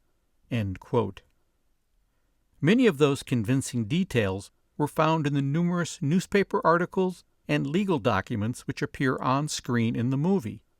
Fun fact, none of those props ever existed as hard copies, but were instead created electronically using Photoshop and other off-the-shelf graphics programs. Director Joan Micklin Silver understood the value of the theater of the minimal approach as well, for purely economic reasons. However, the few period details her small budget allowed her to offer probably made her film Hester Street stronger in the long run. Although she longed for the deep pockets of larger films, those spectacular moments were simply not possible with the money she had available to produce her low-budget movie. This was particularly true when it came to shooting a key scene showing her main character's arrival at Ellis Island. She explained the budgetary problem to me this way. Quote, "In Godfather 2, there's a very long scene in Ellis Island in which there's an overhead traveling shot. The boy who will grow up to be Robert De Niro is sitting on a bench, and you see him in isolation, all by himself. It's just a stunning shot. When it came time to do Ellis Island on Hester Street, I had to do what I think just about all low-budget filmmakers do. You make a part work for the whole. You have to ask yourself, what's the most important thing about this? And I decided that it was the separation between the ones who were already there and the ones who had just arrived. Therefore, I thought, if I could do some sort of fence or something that would keep the two groups apart, that would help to say what I wanted to say. I remember that the fence cost about $800, which was a huge portion of our budget. I think it worked." End quote. As a novelist, of course, you face no such budgetary concerns. You can take your readers anywhere and you can tell them everything. But don't. Don't tell them everything. Please, don't tell them everything. Just give them the right details and let them fill in the rest themselves. When I come across novels where the writer has decided to provide every detail about every room, every character, every sunset, and a myriad of other unnecessary details, I'm reminded what Jeff Goldblum's character warned in the first Jurassic Park movie. Quote, "Your scientists were so preoccupied with whether or not they could that they didn't stop to think if they should." End quote. The truth is, the best stories rely on small but telling details which bring their world to life without overwhelming the reader.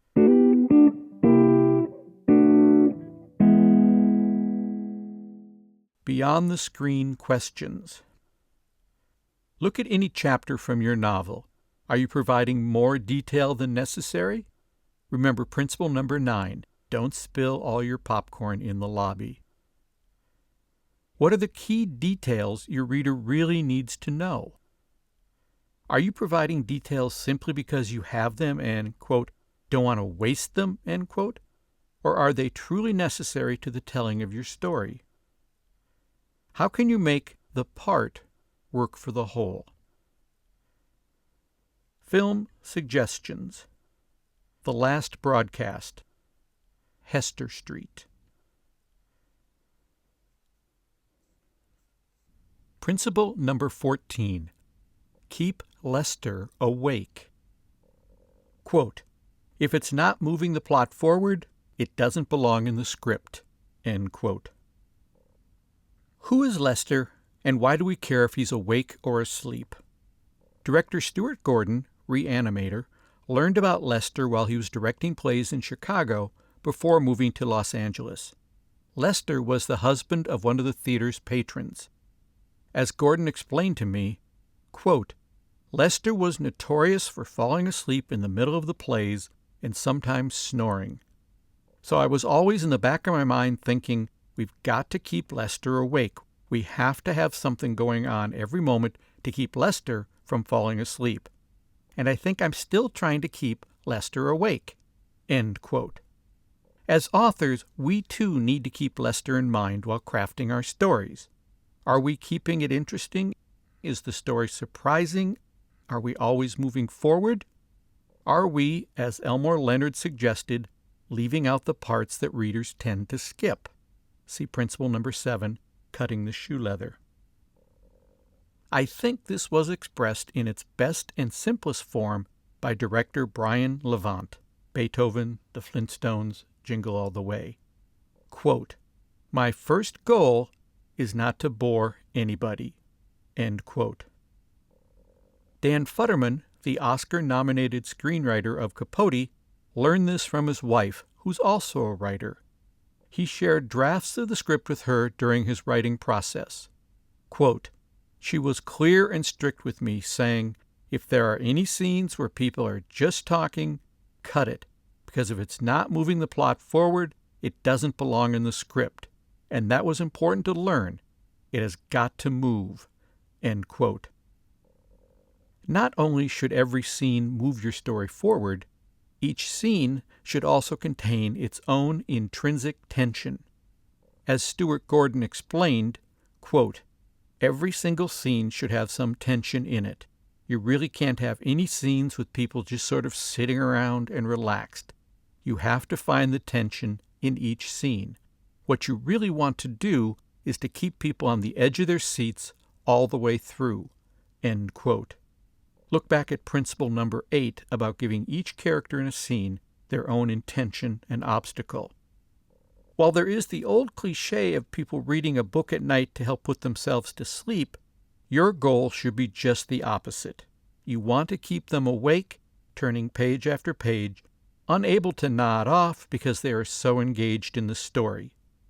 The lesson here is to look at every scene with a cold, clear eye and ask yourself, is this moving the story along, or is it just going to put Lester to sleep? If it's the latter, then it's got to go.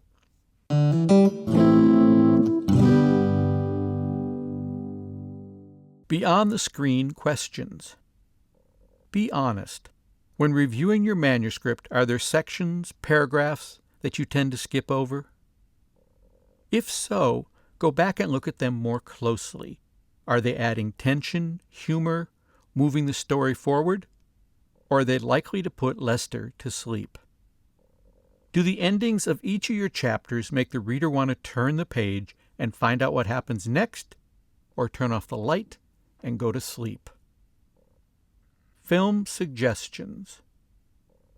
Capote, Reanimator.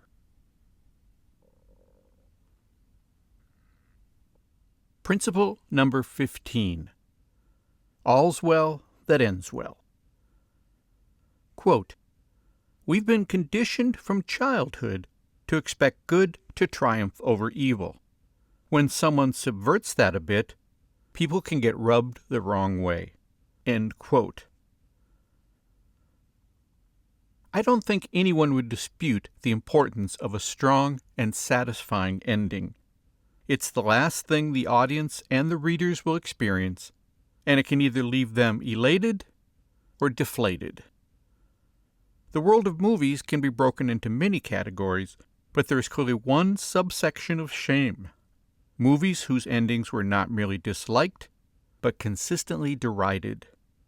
Planet of the Apes, the Tim Burton version. Indiana Jones and the Kingdom of the Crystal Skull. Now You See Me. Even M. Night Shyamalan has 2 entries on many people's lists of bad endings: The Village and Signs. The world of fiction has its own hall of shame when it comes to disappointing endings. Gone Girl, Mockingjay, My Sister's Keeper. Even J.K. Rowling was added to many people's list with Harry Potter and the Deathly Hallows. Let me repeat a couple of those names.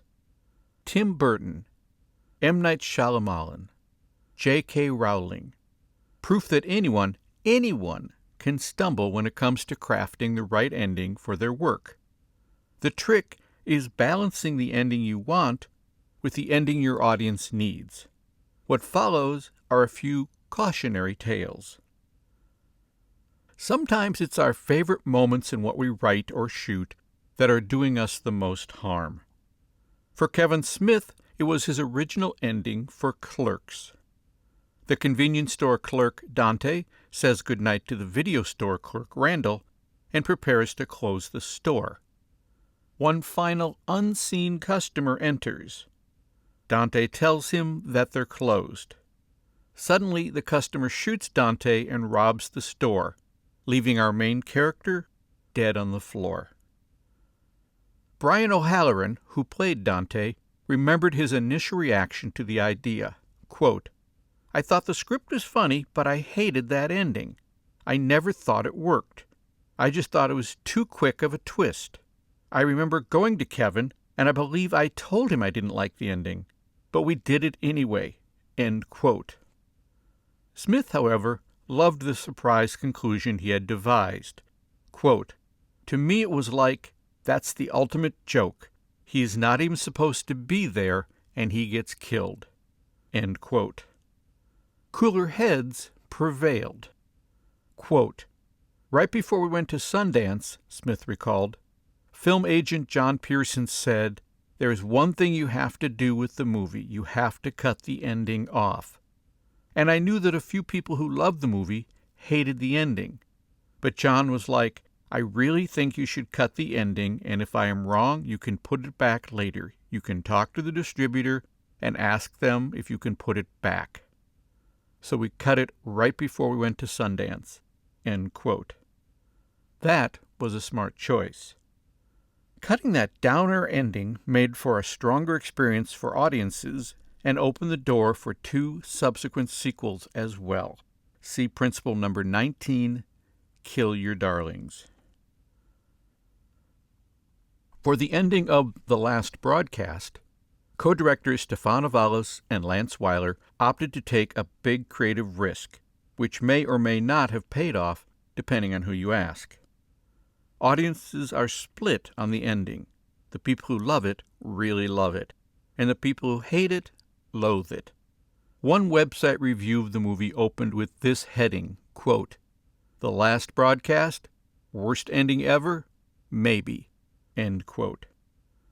Without giving away any twists, I can say that the ending turns what appears to be an objective documentary into a subjective narrative, with a twist that is surprising and original, although not strictly logical. For their part, the filmmakers couldn't be more delighted with the controversy. Quote, "The ending was one of the first things we thought of for this movie," Avalos said. "Instead of breaking down the fourth wall, we were putting the fourth wall up. We were really excited by that idea." End quote. For Weiler, the ending is the perfect encapsulation of the theme of the movie. Quote, "The movie really takes you on this ride. The point we were trying to make with the film was that you can't necessarily believe everything that you see. And when we twisted it at the end, we really wanted it to feel like a punch, to leave you breathless.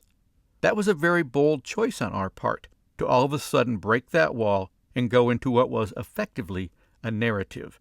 I think people have trouble with endings sometimes when they don't get what they feel is a final resolution or a final answer. I think people like things wrapped up in nice, cohesive packages." End quote.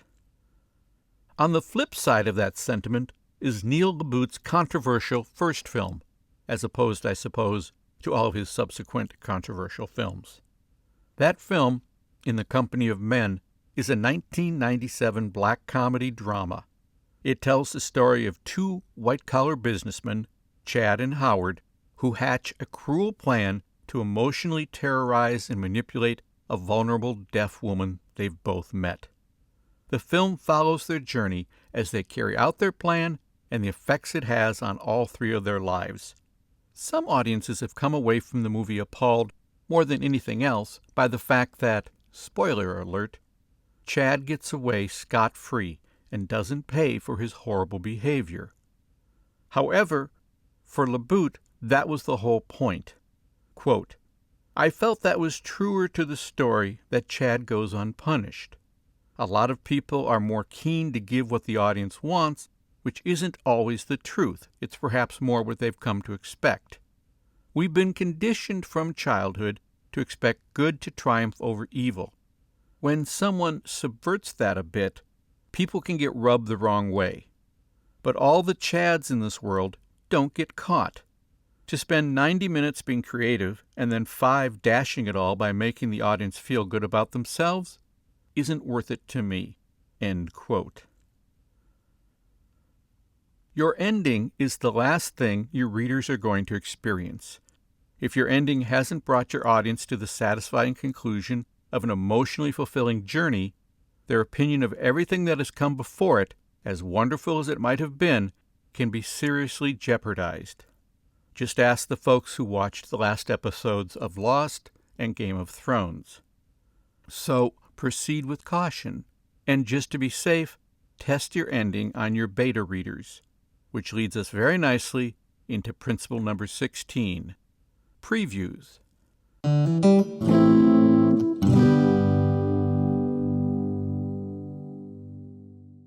Beyond the screen questions. What movie and book endings disappointed you? What did the creators do wrong? What endings stand out for you as perfect examples of a strong ending? Is your current ending inevitable, surprising, and satisfying? Be honest. If you were a reader of your book, what would your response be to your ending? Film suggestions. Clerks. The Last Broadcast. In the Company of Men. Part 3. Post-production. The end is in sight, but there is still much to be done and many changes to be made before your finished product is actually finished. Principle number 16. Previews. Quote, "But it's always good to get some feedback, because you're kind of in a vacuum." End quote. Filmmakers have recognized this fact since the first silent movies hit the Nickelodeons. There's real value in putting your unfinished work in front of a real audience before you really finish it. Really. In some cases, studios insist upon it. In others, the filmmaker is genuinely interested in hearing or feeling audience feedback, and the only way to get that is to put your work in front of an audience. Some movies changed drastically after their previews. Glenn Close's demise in Fatal Attraction was completely rewritten and reshot. Molly Ringwald ended up with Andrew McCarthy instead of John Cryer in Pretty in Pink. Even the ending for Clerks was radically altered before it went to Sundance. See principle number 15, All's Well That Ends Well. For other movies and movie makers, the preview is a chance to see if the audience gets their movie. Christopher Guest and Michael McKean recalled an early preview for This Is Spinal Tap. Guest, quote, "Michael and I stepped out to get some popcorn, and there were 2 young women who came out in the middle of the movie, and one of them said to the other, 'These guys are so stupid,'" end quote. McKean, quote, "Well, they were right," end quote. Guest, quote, "And one of the cards said, 'What did you like about it?' And the person who wrote it said, 'It's in color,'" end quote. Novelists can emulate this preview process by employing what's referred to as beta readers. These are folks, friends, previous readers, writing group compatriots who read through the book before its publication. It's a chance for the author to get some feedback on what's working and what isn't. We'll get into how to process that information in the next chapter, principle number 17, Getting Notes. But before we do that, let's turn to our cinematic brethren to see what value they've gleaned, or not, from putting their nearly finished movies in front of an unsuspecting audience. For the makers of The Last Broadcast, previewing their film was an opportunity to evaluate how well their story was working. Co-director Lance Weiler explained it to me this way, quote, "I think when you know a story really well in your head, there are certain little connecting things that maybe other people don't pick up on. The test screenings we did made us a little more aware of certain things that we took for granted. It was pretty much where we wanted to go, it just needed some tweaking. But it's always good to get some feedback because you're kind of in a vacuum." End quote. Putting your book in front of beta readers offers that same feedback opportunity, letting you know if you've taken certain plot points for granted or perhaps left your audience a little adrift at other points. For makers of comedy movies, putting a version in front of a test audience is ideal because you can finally see where the laughs are or aren't. Quote, "For a comedy person, it's a must," explained director Betty Thomas, Dr. Dolittle, the Brady Bunch movie. "My movies have all changed for the better because of tests. I just like to feel when an audience is with it or not. I've taken to videotaping the screenings so that when a studio executive later tells me a particular joke didn't work, I can prove that it did." End quote. Director Ron Howard agreed. Quote, "You can't really know what your film is saying until you put it up in front of an audience. Playwrights have their period of previews. They have that opportunity, so why shouldn't filmmakers?" End quote. Producer Roger Corman concurred, telling me, quote, "I'm a firm believer in putting the film at least one time before an audience. You always learn something. In about half the pictures we've made, they play well in the sneak preview and we send them straight out. In the other half, we will make some edits, some changes, according to the audience reaction in a sneak preview." End quote. Ron Howard thinks this is particularly true of comedies. Quote, "Funny is funny. There's nothing like showing a comedy to audiences to really understand it. Roger Corman was very dogged to make sure we paid attention to what we learned in those preview screenings." End quote. Of course, novelists hardly ever get to hear the laughs their stories produce, but early readers can alert you as to whether or not they found it funny, along with pointing out other problems or areas of confusion. The outside perspective provided by preview audiences can help filmmakers shape and reshape their stories, and that process can work for you as well as your beta readers report back to you with their feelings. Here are a couple extreme examples. During the editing of the Blair Witch Project, the filmmakers decided to make a substantial change to their feature film. They came to the conclusion the story would be stronger if they eliminated the majority of their documentary interviews, which had been the bulk of the film. They instead opted to tell the story via the footage their actors had captured in the woods. The original plan had been that this footage would play a much smaller role in the finished movie. See Principle number 19, Kill Your Darlings. It was a radical move, and it wasn't until they put the film in front of preview audiences that they realized the new approach was working. Co-director Daniel Myrick explained it to me this way, quote, "We screened a very long cut of the students' footage. It was set up like a very traditional test screening, where we called in all of our friends and their friends, and whoever would give up a couple hours of their afternoon and come check out this film. We handed out questionnaires about what they liked and didn't like, and from those questionnaires, you can draw a consensus about what people are turned on and turned off by. And we had more than a few comments telling us, you know, this really is your movie. We don't really want to break away from the narrative story of what's going on here. The test screening was really helpful in that respect." End quote. For the classic film Monty Python and the Holy Grail, the test screenings went from really bad to better to perfect, but it was a long, painful process. Quote, "The first showing of Holy Grail was a total disaster," remembered co-director Terry Jones. "It was a disaster, an absolute disaster. People laughed for the first few minutes, then just silence all the way through the rest." End quote. Quote, "It was one of those evenings when Python flopped," actor co-writer Michael Palin explained. "There was some laughter, and there was some enjoyment, and there was polite applause at the end, which felt like a spear in the guts, because it was clear that the audience had been, by and large, disappointed." End quote. The problem, they determined, was that in their quest for medieval realism, they may have gone too far. Executive producer John Goldstone explained it this way, quote, "What had happened was co-directors Terry Gilliam and Terry Jones decided to make it as real as possible, to have a soundtrack that was very real, bone-crunching and everything. It was all as authentic as they could possibly get. Neil Innes did the music. It was a sort of semi-religious chant that was in fact kind of too real. And so it wasn't getting the response from the audience that we'd expected." End quote. The troupe regrouped quickly after the early screenings to discuss what worked, what didn't, and what was needed to make the movie as funny as they knew it could be. And they did it again after the next screening and the screening after that. Quote, "There were 13 screenings of Holy Grail," recalled actor-co-writer Eric Idle. "We dragged it toward being funny." End quote. 13 previews turned out to be the film's lucky number, because from that point on the movie worked and became the classic we know today.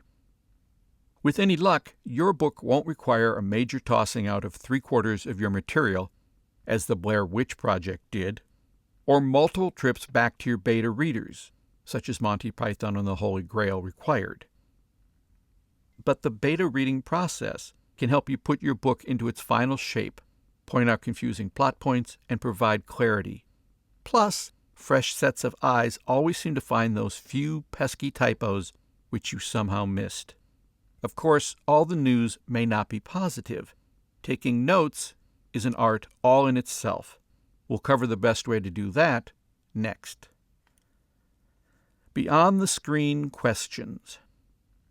Have you assembled your small team of beta readers for your book? How willing are you to make changes based on what you're hearing? Film suggestions. The Last Broadcast, Monty Python and the Holy Grail, The Blair Witch Project.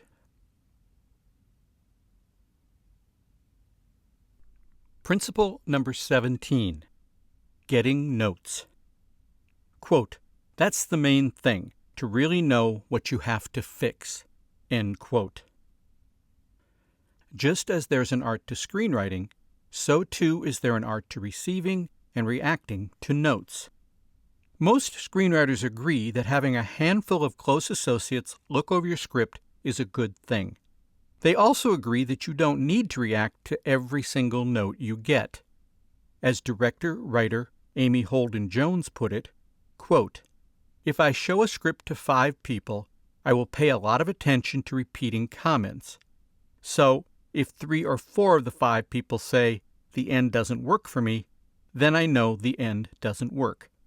If one of the 5 says it doesn't work for me, and 4 of the 5 say it's fine, then it's less of an issue."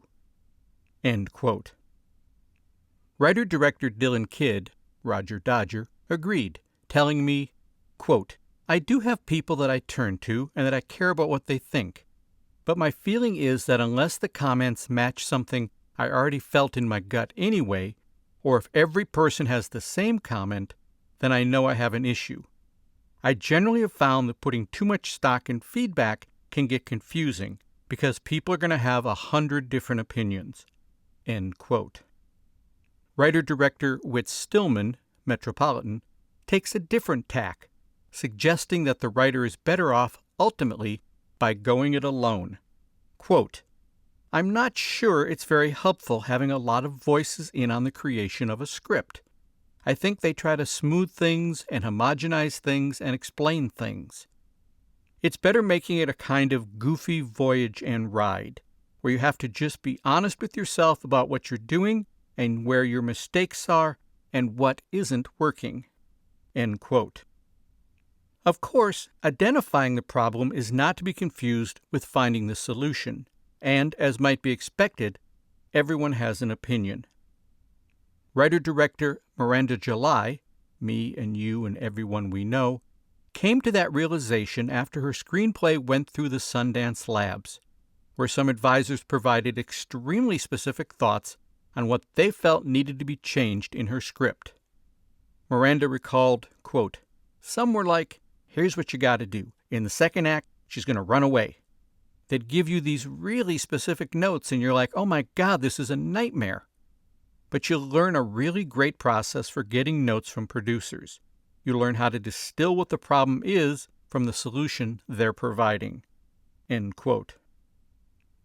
Also, readers will often find fault with one area of the story, not realizing the blame for that problem lies elsewhere in the script. As writer-director Kenneth Lonergan, you can count on me, explained, quote, "It doesn't mean that the real problem is where it appears, because it can be like a medical symptom. The symptom may not appear where the cause is. You can acknowledge that there's a symptom somewhere that someone points out, maybe, but you certainly should be very skeptical when they start talking about what the solution is or what the nature of the problem is." End quote. Miranda July agrees. "Everyone's solutions are their solutions, so I came up with other ones. That's the main thing, to really know what you have to fix." End quote. That's a sentiment worth repeating. The main thing is for you to figure out what needs to be fixed, and then come up with your own solutions to the problem. Getting and giving notes is a real art form. While there are no set rules, Ken Weber, in his terrific book Maximum Entertainment 2.0, does a stellar job of laying out some helpful ground rules for the process. I'll refer you to his book for the full story, but will highlight a couple key ideas here. Getting notes. Unless this is part of a writer's group process, try to receive notes in private, not at a dinner or a cocktail party. If the notes are coming at you verbally, write them down. You might think you'll remember everything later, but odds are you won't. Don't argue. Don't explain. Just take the notes. Before doing anything with the notes, wait a day or a week. Let them settle. And be sure to thank your note giver. At some point, you may be asked to give notes to another writer. Here are a couple pointers for when you find yourself in that situation. Giving notes. Ask before offering to give notes. Not all notes are wanted. As with getting notes, do it in private. Lead with the positive notes. Try to be as specific as you can without overwhelming the author. And, if possible, provide your notes in writing. Again, I refer you to Ken Weber's excellent Maximum Entertainment 2.0, which is required reading for anyone who wants to step up on a stage for any reason. But there's also lots of good stuff in the book, like how to give and receive notes, for non-performers as well. Finally, remember that when someone gives you notes, it's just one person's opinion, and people can be wrong about these sorts of things. For example, United Artists, Universal, and ironically, Disney all passed on a little movie called Star Wars. I'm just saying.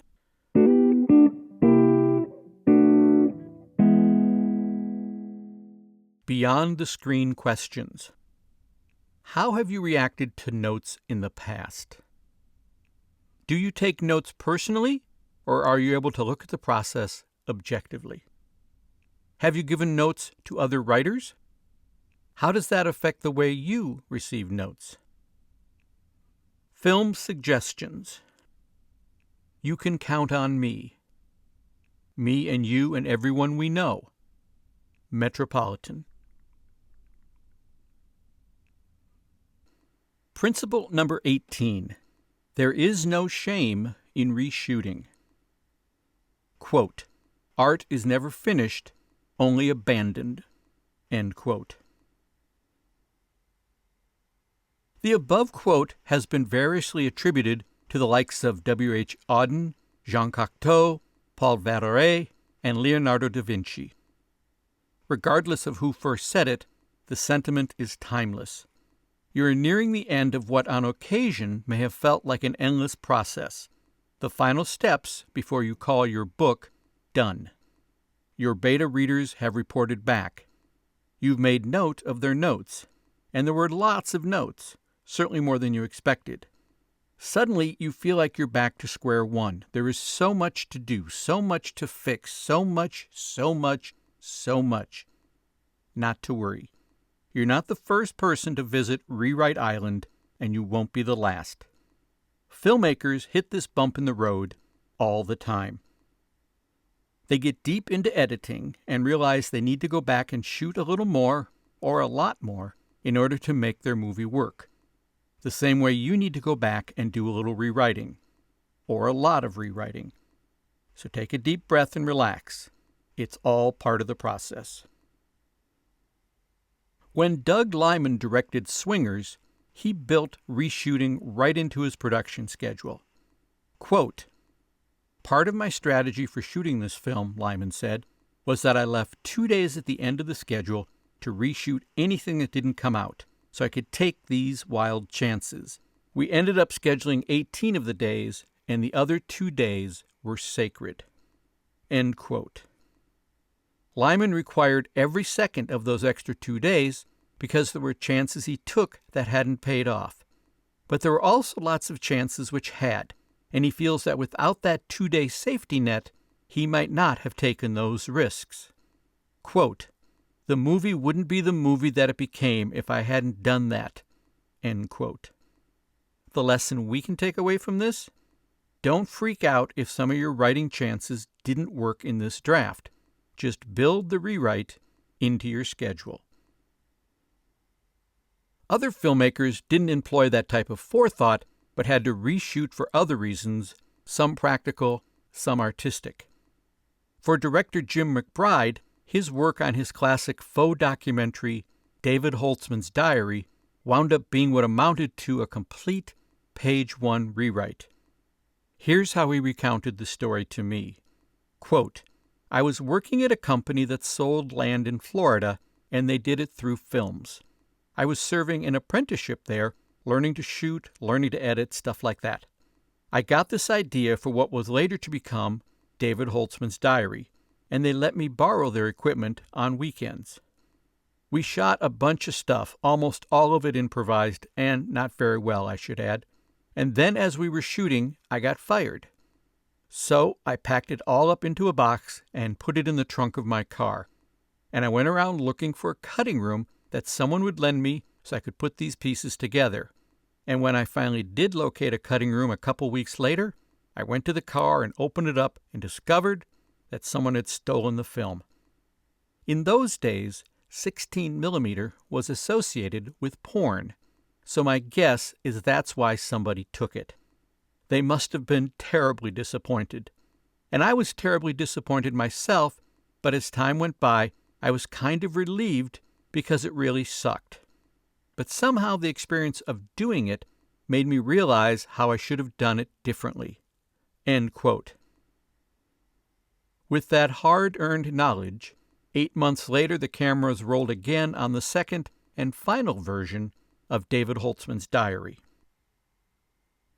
For first-time filmmaker John Cassavetes, the making of Shadows was a long and arduous process. The film mixed scripted scenes with improvised moments and was both a labor of love and a trial by fire. After finishing the movie and screening it for audiences, Cassavetes did one of the hardest things for a filmmaker to do. He took a cold, hard look at the film and realized he had missed the mark. Quote, "I could see the flaws in Shadows myself. It was a totally intellectual film and therefore less than human. I had fallen in love with the camera, with technique, with beautiful shots, with experimentation for its own sake. All I did was exploit film techniques, shooting rhythms, using large lenses, shooting through trees and windows. It was filled with what you might call cinematic virtuosity for its own sake, with angles and fancy cutting and a lot of jazz going on in the background." End quote. However, the film was not a total loss. He felt there were salvageable elements. Quote, "The one thing that came to me after I'd laid it aside a few weeks was that now and again the actors had survived all my tricks. My producers, Maurice McIndy and Seymour Cassell, got together and said, 'Now look, John, we're going to have to do some reshooting. We have all the faith in the world in you, but you're an amateur.' So I decided to reshoot it." End quote. Yes, that's right, reshoot the movie. That was a bold move, and a move that proved to be successful. Quote, We started again, and I tried to shoot it from an actor's standpoint, Cassavetes recalled. And I think we succeeded because the actors are wonderful, whereas before you couldn't see them for all the trees and cars." End quote.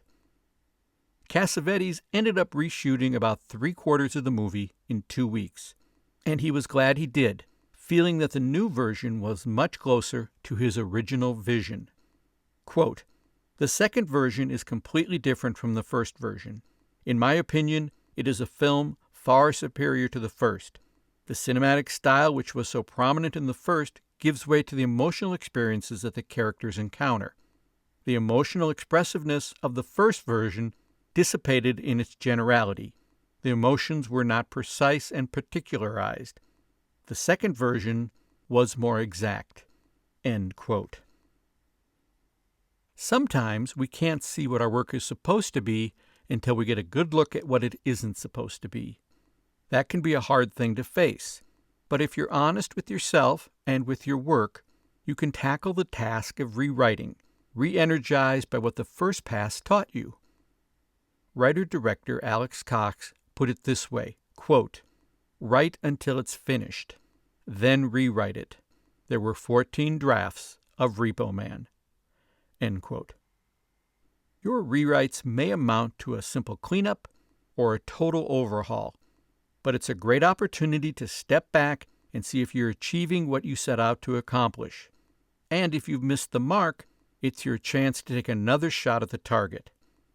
But it's also time to face one of the biggest challenges writers and filmmakers and all artists occasionally have to confront head on. We'll tackle that next.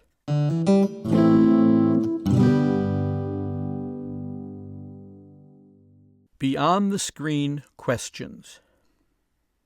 Have you built rewriting into your production schedule? Are you excited by the rewriting process or dreading it? Film suggestions. Swingers. David Holtzman's Diary. Shadows. Repo Man. Principle number 19. Kill your darlings. Quote, "It's hard to throw stuff away." End quote.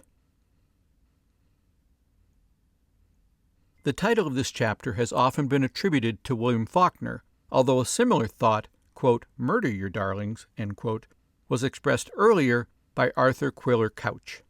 However, I prefer the version popularized by Stephen King, quote, kill your darlings, even when it breaks your egocentric little scribbler's heart, kill your darlings," end quote.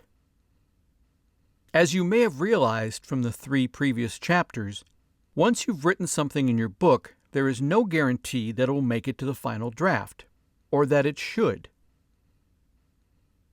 We often find, to our deep and regrettable sorrow, that it's our favorite parts which need to get the axe. Playwright and screenwriter Eric Bogosian put it this way, quote, "Editing and deleting is as important as writing, and sometimes just as difficult because it's hard to throw stuff away." End quote. As previously mentioned, the makers of The Blair Witch Project jettisoned a huge chunk of what they had assumed would be their movie. It became clear to them the footage in the woods was stronger and better than the footage they'd intended for the main body of their movie. See Principle number 16, Previews. Quote, "We initially shot 2 phases of Blair Witch," co-director Daniel Myrick told me. "One was kind of a framing device, which was more like a traditional documentary, where you had interviews," end quote. The other phase was all the lost footage of the filmmakers in the woods. Quote, "Initially, when we went out to shoot, we were only hoping to get 15 or 20 minutes of the students' footage in the woods," Myrick continued. "We never anticipated that we'd have enough to cut an entire feature.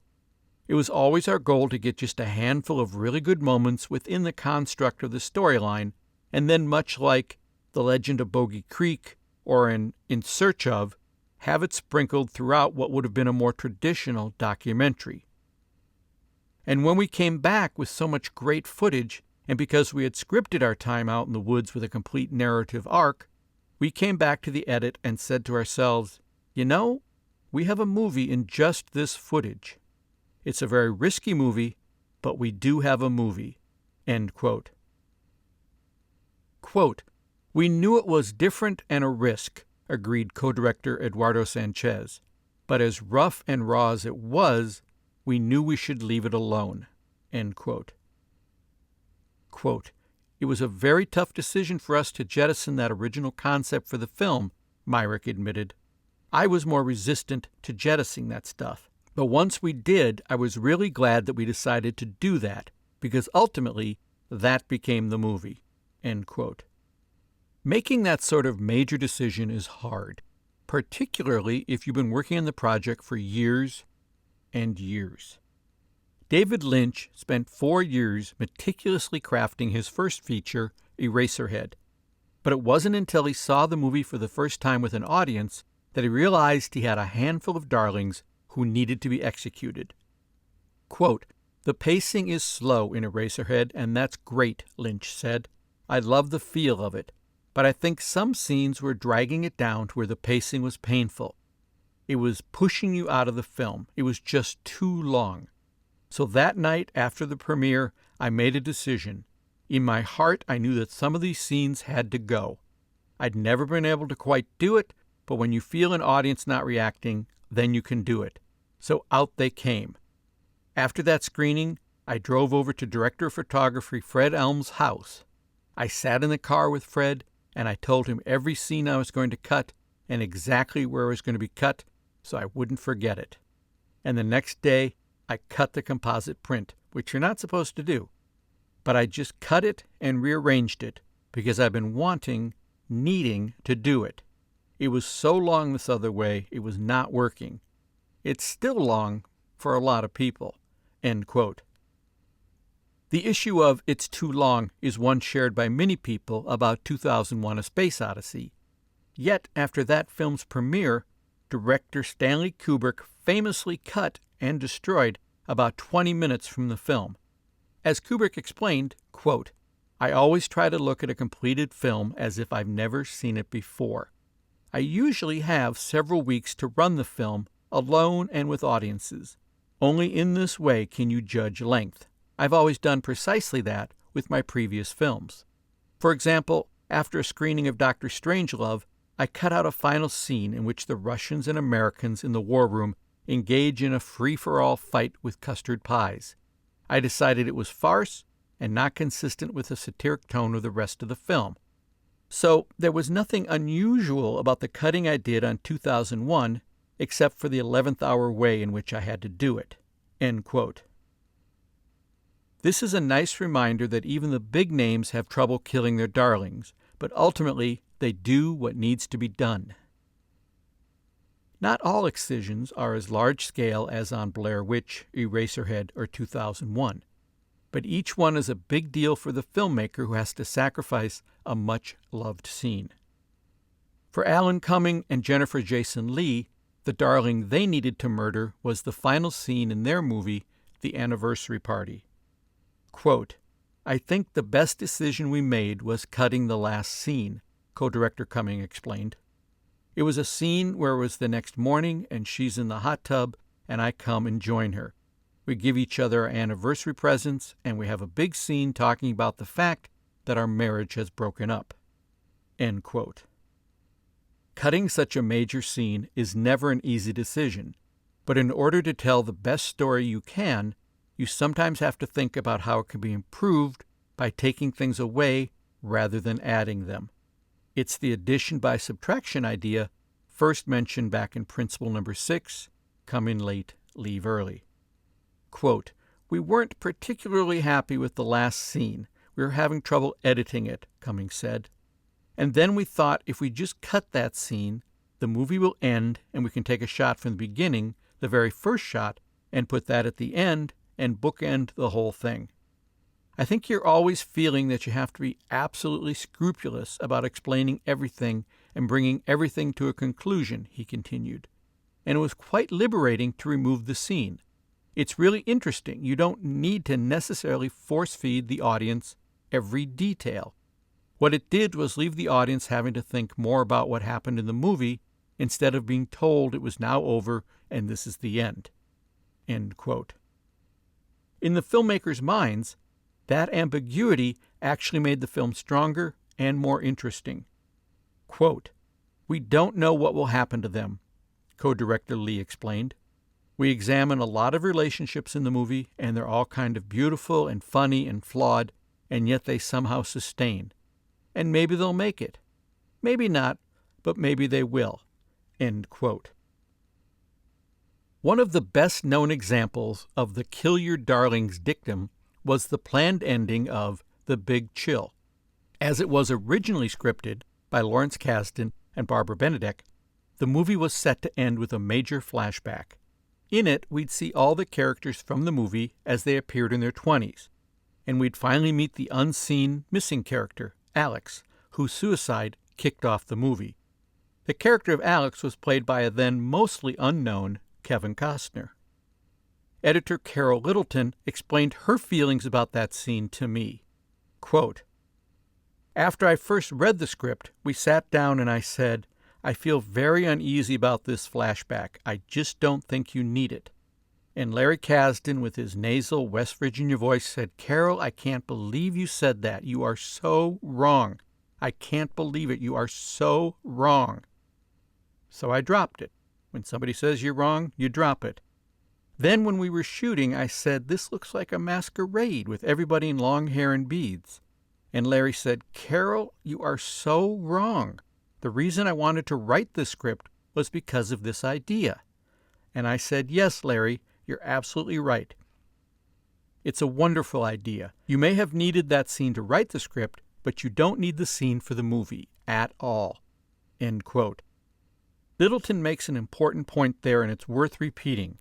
You may have needed that scene to help you write the story, but it is no longer necessary to tell the story. However, Littleton's dealings with that pesky flashback scene were far from over. Quote, "In the editing, we put that flashback everywhere," she explained. "We took it out of the ending, we put it up front, we put it in the middle, we put it in pieces. We spent a lot of time trying to get the flashback to work. We showed it to the studio with the flashback, and the suits came in, and the guy who was in charge said, this is not funny. Take it back, redo it, start over. And then he said, while you're at it, that flashback is a stinko scene. So we showed it to them the next time with an audience, and the movie still did not work as well as it should. So I said, Larry, why don't we devise an ending, drop the flashback, and have 2 screenings, one with the flashback and one without, and let the audience tell us which one is more effective. Well, at the screenings, it was clear that the version without the flashback was better. And the next day, when Larry came into the cutting room, he said, God damn it, Carol, I wanted to take that thing out from the beginning. How many times do I have to tell you when I'm right? That's how funny he is. He's wonderful." End quote.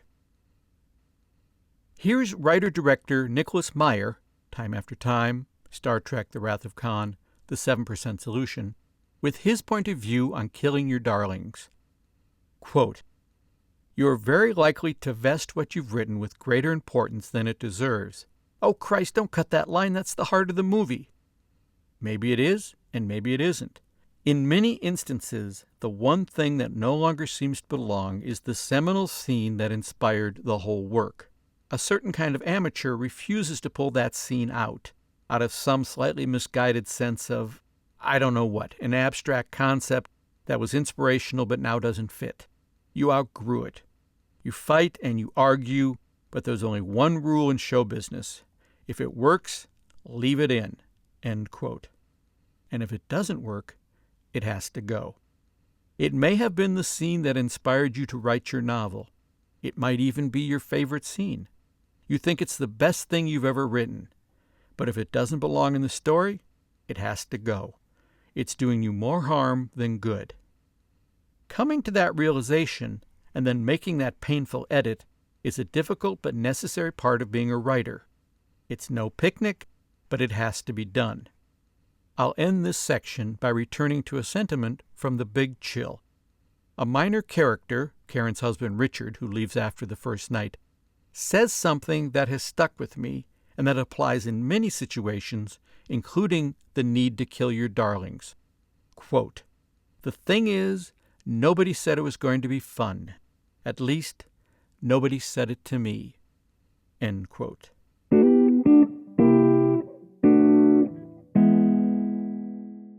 Beyond the screen questions. Can you identify any darlings in your story? Segments you love, but which don't really need to be part of the novel? Did your beta readers share any reactions to that scene? Take a cold, hard look. Does it change things for the better or worse if you lose your darling? If the darling in question is a large piece of writing, have you considered releasing it separately, perhaps as a free reader magnet? Film suggestions: The Blair Witch Project, The Anniversary Party, Eraserhead, The Big Chill. Principle number 20. Don't hesitate to hesitate. Quote, "It's never done. Writing is rewriting. You're constantly rewriting." End quote. Okay, you've reached the end, at least the end of this phase. Your manuscript is finished. Or is it? You've run your manuscript past your beta readers, principle number 16. You've survived getting notes, principle number 17. You've gone through 1 or 2 or 3 rounds of reshooting, principle number 18. You've murdered your darlings, principle number 19. So you're done with the writing, the post-production phase, right? Maybe. This is the point where I take the advice of actor-director Bob Odenkirk, Melvin Goes to Dinner, Better Call Saul, who offered me some sage wisdom about movie making during our long phone conversation. And it's an idea which also completely applies to your current position. Quote, "You've got to be patient once you hit the set," Odenkirk recommended. "You spend so much time preparing and hoping and working toward making a film. You can't get on the set and then hurry up and leave. You're there. The actors are there. The lights are there. And the cameras are there. The set is there. It's all there. It's not going to be there again tomorrow. So don't hesitate to hesitate." End quote. Wise words. Don't be afraid to stop and take time and take stock. Don't race on to the next thing. Odenkirk recommends that you ask yourself, quote, "What else could happen here? What else is really going on? And if there's anything that strikes you as needing to be there, see if you can get it. You're there. There's not going to be a better time to do it. So make use of that opportunity." End quote. Director Roger Nygard put it this way, quote, "Every time you feel that the script is done, put it down for a week or a month, and then come back to it, and you'll see that it's not done, because it's never done. Writing is rewriting. You're constantly rewriting." End quote. Don't hesitate to hesitate. In short, I'm recommending that you take a short vacation from your book. It's a healthy separation. Filmmakers do it all the time when they can. The movie production process, long hours of writing, scouting, money raising, and pre-production, followed by weeks of grueling 18-hour days of shooting, followed by weeks or months of painstaking editing, can take a physical, emotional, and creative toll on a filmmaker. Any of that sound familiar? During that process, you have to find ways to recharge your batteries. For director Darren Aronofsky, nothing does that better than taking a few hours off to see a movie. His production diary for his film Pi has one chapter entitled, "Sometimes you gotta just go see a movie." In it, he notes, quote, "I gave the editing crew the weekend off. After a fantastic push, the crew has earned it. We're all a bit exhausted, and a break is exactly what I needed. Today I will go see John Woo's Face Off and hopefully have a good time." End quote. Steven Soderbergh agrees. While making Sex, Lies, and Videotape, on his one day off, he also took a break and went to see a movie. Here's how he recorded it in his production journal. Quote, "Day off, felt good. Saw Tucker, the Man in His Dreams, which I'd been dying to see. Unfortunately, I was engaged aesthetically, but not emotionally. It literally was one of the best designed and photographed films I've ever seen." End quote. Getting outside of yourself is a smart way to recharge your creative energies and get you ready to dive back into the final phases of launching your book. And it's a method Soderbergh still uses to this day, although now he creates that space by working on several projects simultaneously. He explained it to me this way, quote, "I'm more and more finding ways to create pockets of time to step away so that I can come back and be less precious. I think the biggest lesson I've learned over the years is that preciousness, thinking too highly of your own material, is to be actively attacked. You come back to something and you say, oh my God, why is that in the film?" End quote. So, if you can, take time away. Step back from the book and work on or think about something else for a while. How long? That's up to you. However, if you're not under contract and you're publishing your book yourself, time really is on your side. See principle number 24.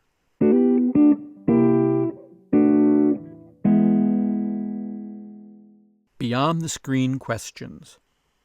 In what ways can you take a creative break from your writing? Once you're all refreshed and you look at your work again, are you willing to make the necessary changes to make it better? See principle number 19. Film suggestions. Melvin Goes to Dinner. Pie. Sex, Lies, and Videotape.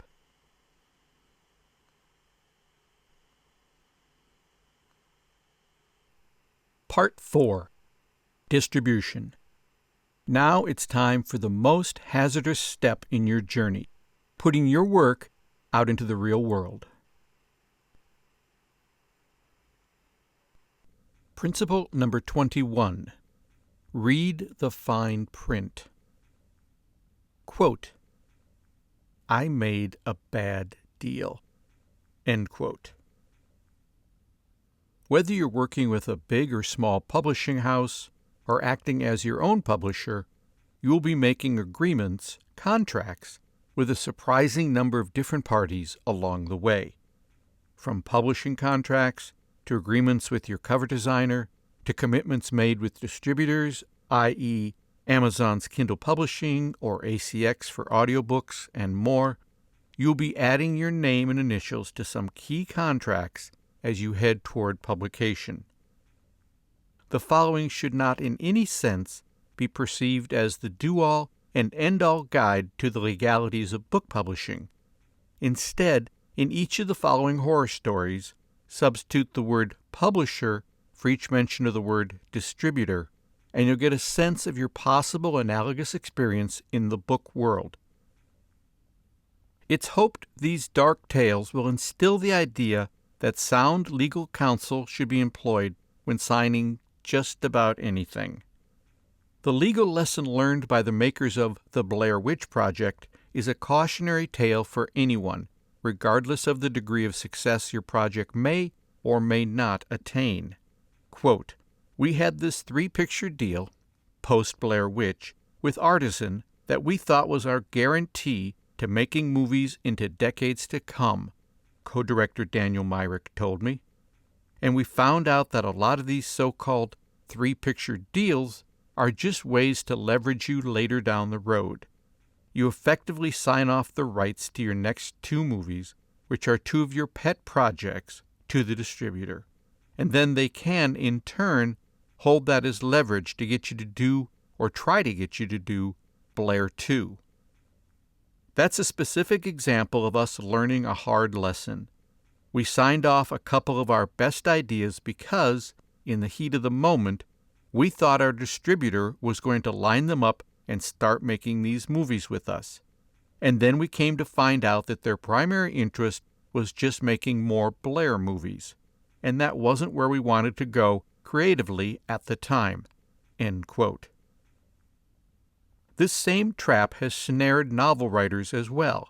What seems like a sweet publishing deal actually locks you into a creative straitjacket which even Houdini would have trouble escaping. In my own situation, when I signed with a small traditional publisher, I opted to not agree to their multi-book deal offer, which they were really pushing. I simply didn't want to be locked in, required to continue a series with them regardless of how the titles were selling. The downside was that I was always last on their publishing schedule. The upside was I was free to write what and when I wanted to, and also free to leave whenever I wanted to leave. In the flush of excitement of being offered a much-anticipated book deal, it's best to take a step back and ensure the terms are really something you can live with for a long, long time, because once you sign a contract, it's often very hard and expensive to unsign it. The following nightmare scenario involves, ironically, one of the great nightmare movies ever conceived. Herc Harvey's Carnival of Souls was lost to us for a while, but then resurfaced as one of the most iconic, low-budget horror films ever produced. It was lost due to some shoddy copyright work and the resulting confusion when the film's distributor went bankrupt. However, before all that happened, the filmmakers were delighted to find a distributor at all. Director of photography Maurice Prather recalled it this way, quote, "In the early days of independent productions, it was very hard to find anybody who would distribute a film. Producer-director Herc Harvey found this small distribution company," end quote. Quote, "We finally ended up with a distributor in California," Harvey explained. "We had high hopes for a return on our investment, which would enable us to produce more films," end quote.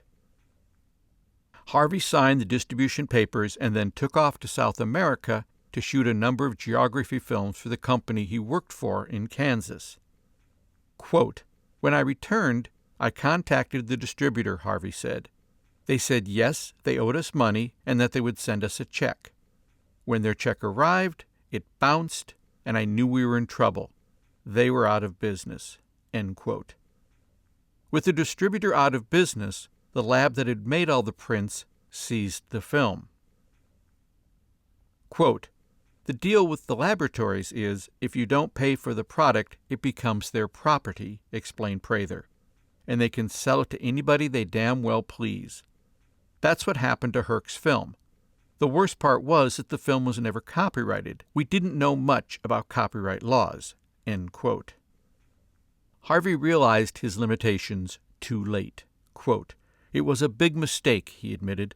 "At the time, we had all the experience necessary to produce films, but not the knowledge of the business end of distribution," end quote. This, sadly, is true of many novel writers. They have all the talent to create books, but lack the business acumen to ensure proper and honest distribution. Looking back on it, Harvey had mixed feelings about the experience. Quote, "Making the film had been very exciting," he recalled. "Distributing the film had been agonizing. We bowed our heads and went back to our regular filmmaking activities," end quote. The lab later sold the film to another lab, which then sold it for television broadcast, which is where this lost gem was eventually discovered by a new generation of film fans. The experience of these newbie filmmakers, the sudden loss of their distribution company, their lack of knowledge about copyright, is a cautionary tale for all writers as they embark on the publication phase of their book's production, and it raises questions you should be thinking about before you sign anything. What recourse do you have if your publisher goes under? What are the terms of the rights reversion clause in your contract? That is, what will it take to get your rights back? Who is copyrighting the book? Who owns the cover? Who owns the elements that make up the cover? What is the term length of your contract? For an audiobook, who pays the narrator? How long is the distribution term for your audiobook? How easy is it to change the terms of any contract? The list goes on. And sadly, Even experienced people can make small mistakes in the contract phase, creating big headaches later on, as our next story demonstrates. Writer, director, producer, actor Tom Noonan had been, on the whole, very happy with the process of making his first feature, What Happened Was. Noonan, probably best known for his character work in films like Manhunter, Last Action Hero, and The Monster Squad, had long wanted to create a low-budget film of his own. From that desire came What Happened Was. He had written and performed the two-person drama first as a play, working out all the performance kinks on stage. When it came time to shoot it on the film's single set, a loft apartment somewhere in Manhattan, he did practice runs on video to figure out shots and angles. And then he shot the film and edited it. It went on to be nominated for a couple Independent Spirit Awards and win 2 awards at the Sundance Film Festival, the Waldo Salt Screenwriting Award and the Grand Jury Prize. However, Noonan's bliss with the project came to an abrupt halt when it came time to find distribution. He experienced a myriad of problems: a bad contract that ultimately cost him more than it made him, a distributor who went through bankruptcy, a late video release, and a bad and misleading marketing campaign for the video. Most damaging was a small clause in the distribution contract which ended up personally costing Noonan money every time the movie made money. Quote, "When you sell a film to a distributor, there's a certain aspect of the agreement that's called the assumption agreement," Noonan told me. It's where the distributor agrees to assume certain costs involved in the distribution of the film, one of which is the residuals for the actors. Otherwise, if I sell you the film for $75,000 and I pay the crew and I pay everybody back, and then you go out and sell the film everywhere, the more money you make selling the film, the more money the actors have to be paid as residuals. And unless the distributor assumes that expense, I end up losing money in the end making the film. When we made the film, I didn't know that, and was left out of the agreement, or somehow it didn't get signed, and I was left with the bill for the residuals. So besides not making any money, I lost money on the film." End quote.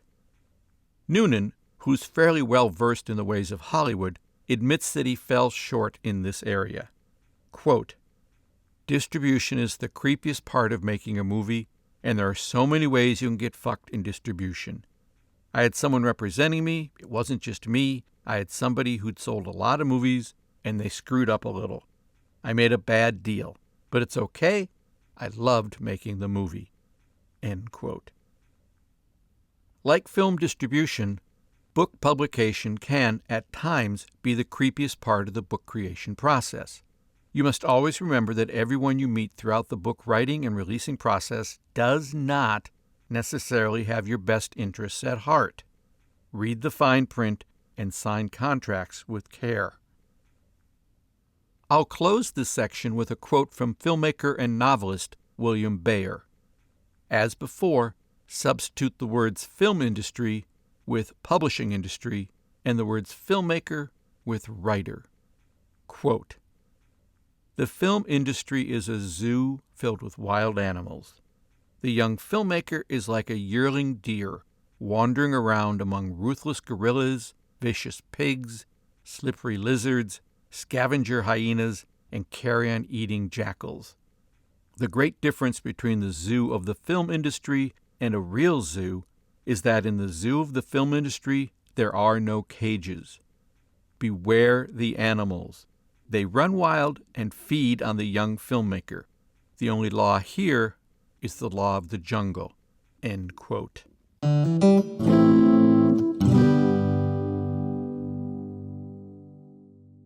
Beyond the screen questions.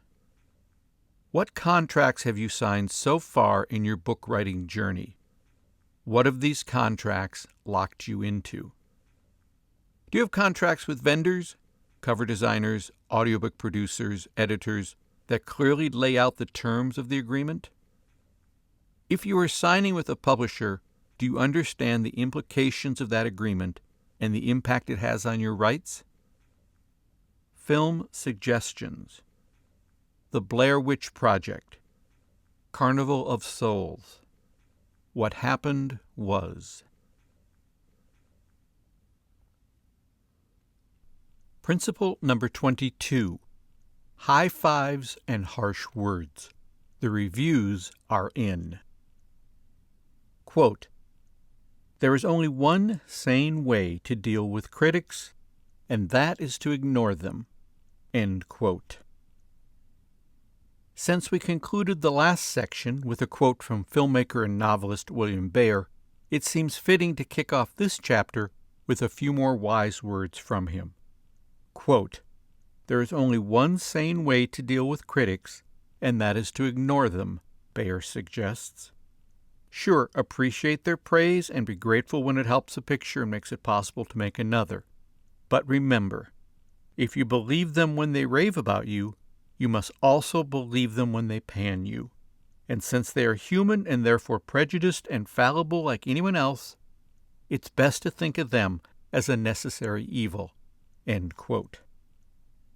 It's interesting to note that William Baer started as a filmmaker and later moved into fiction writing, in part because he tired of the vagrancies of the film industry. As he stated in the 1989 revision to his classic filmmaking book, Breaking Through, Selling Out, Dropping Dead, quote, "Have I rejected cinema? As an art form, certainly not. As a lifestyle, most decidedly yes. I now go quietly about my work, creating imaginary worlds, peopled by imaginary characters, using language instead of images, beholden to no one." End quote. Of course, as a novelist, Baer and all of us must decide how we approach and react to reviews. Some writers never read them, end of story, or so they claim. Others avidly read each one, scanning Amazon for fluctuations in their star rating and parsing each new review like a long-lost Dead Sea Scroll. I think most of us fall somewhere in the middle. It's a good idea to scan reviews occasionally, particularly right after a new book's release. This is to determine if we're marketing it to the correct audience.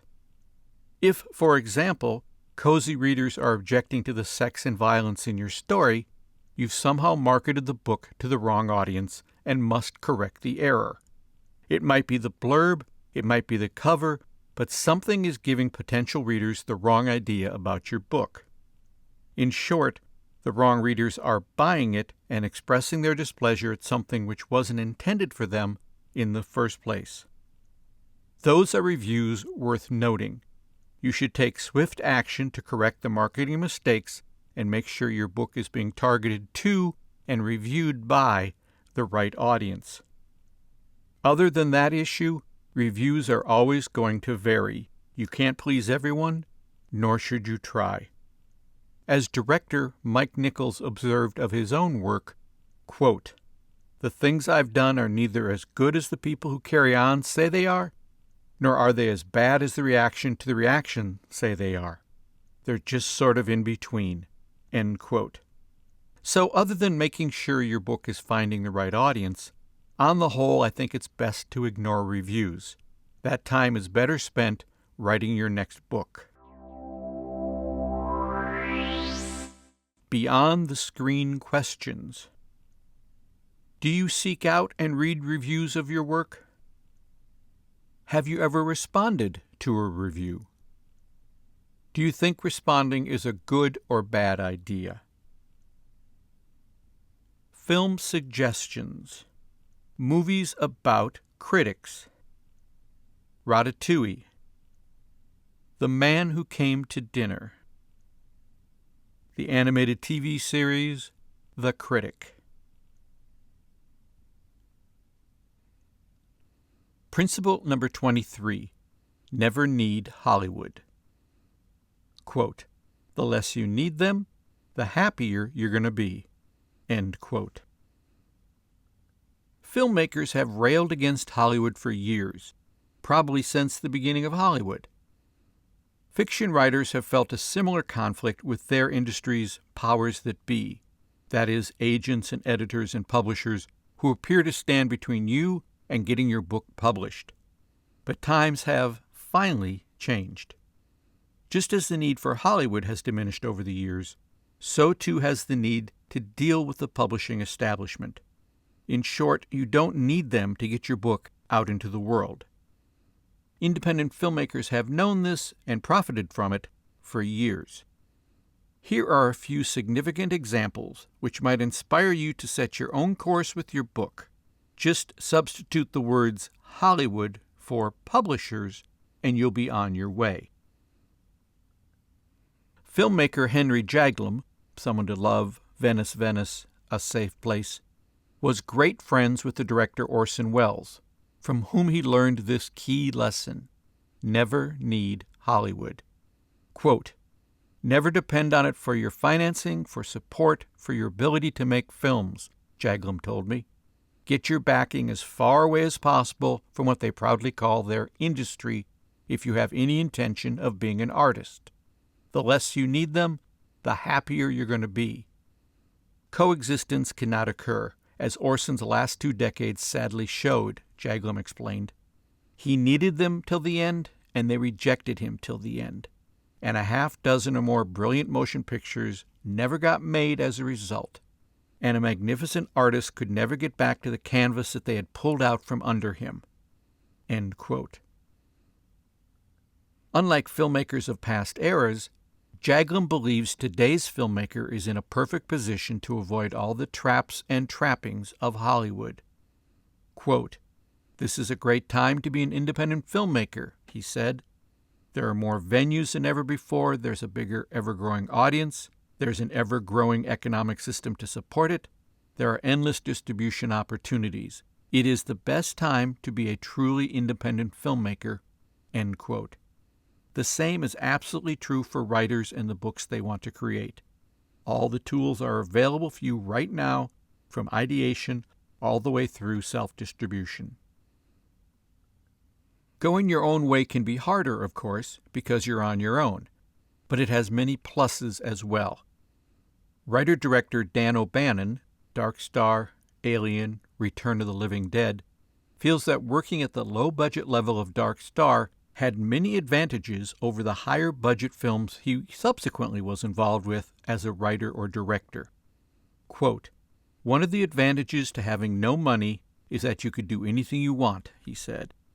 "You don't have some asshole standing there saying, 'We want to rewrite,' or 'That's in bad taste,' or 'We've been talking it over and we think you should.' No.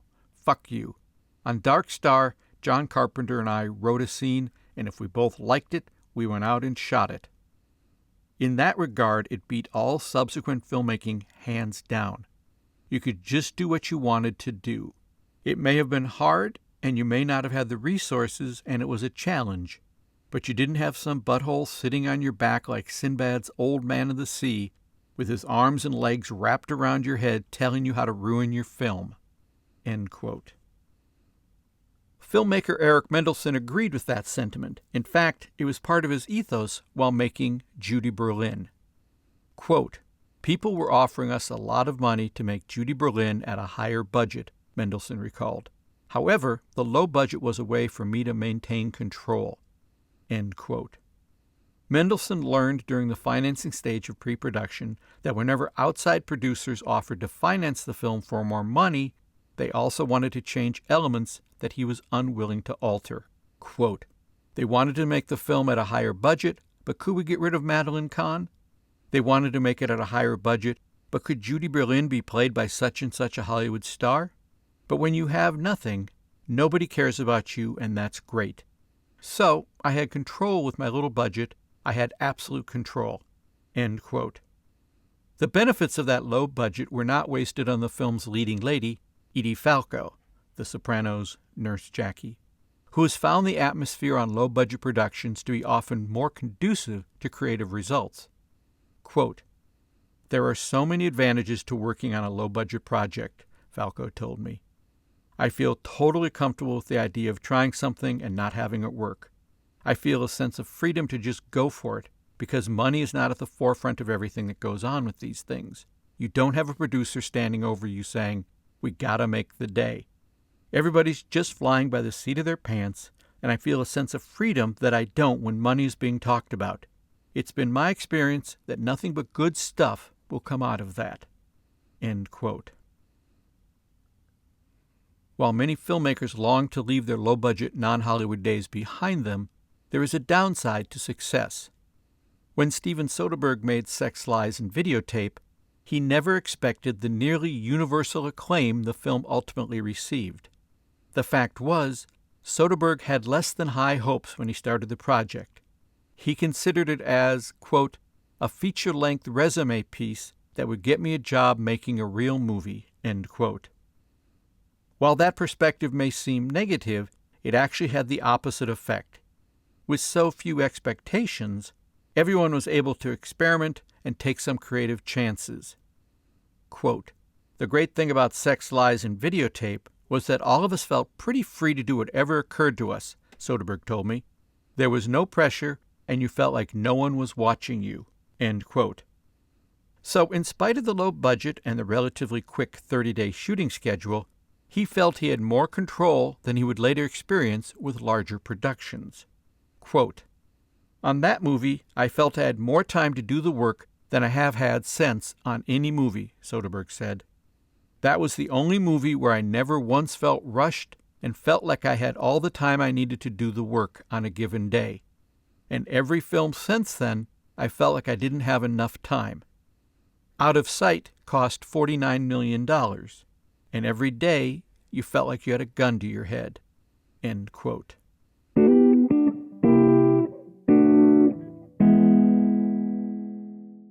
Beyond the screen questions. Are you free of the constraints of the publishing industry, or do you need to work within the system to achieve your goals? What benefits are you experiencing by being free of the publishing industry? What are you willing to give up in order to be taken in by the industry, if that's what you want? Film suggestions. Movies about Hollywood. The Stuntman. The Player. The Big Picture. S.O.B. Barton Fink.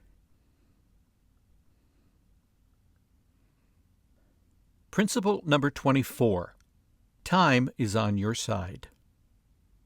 Quote, "What we lacked in monetary resources, we had in time."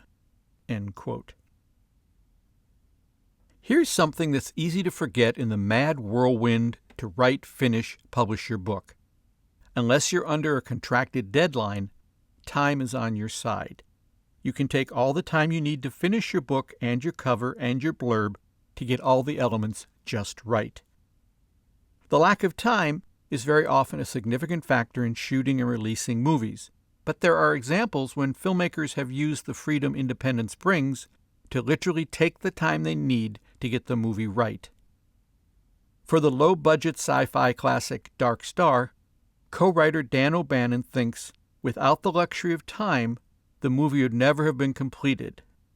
Unlike traditional movies with a cast and crew on salary and the clock always ticking away on equipment and location fees, director John Carpenter and O'Bannon used their student status and the exceptional film resources at USC to make their film at a relatively leisurely pace. Quote, "The only thing that made it possible with the small amount of money we had is that we would shoot for a few days, then we would stop for a couple weeks while we scraped together enough resources and money to shoot another scene or two," O'Bannon told me. "If we hadn't had those long time gaps, I don't think we could have done the picture on that budget." End quote.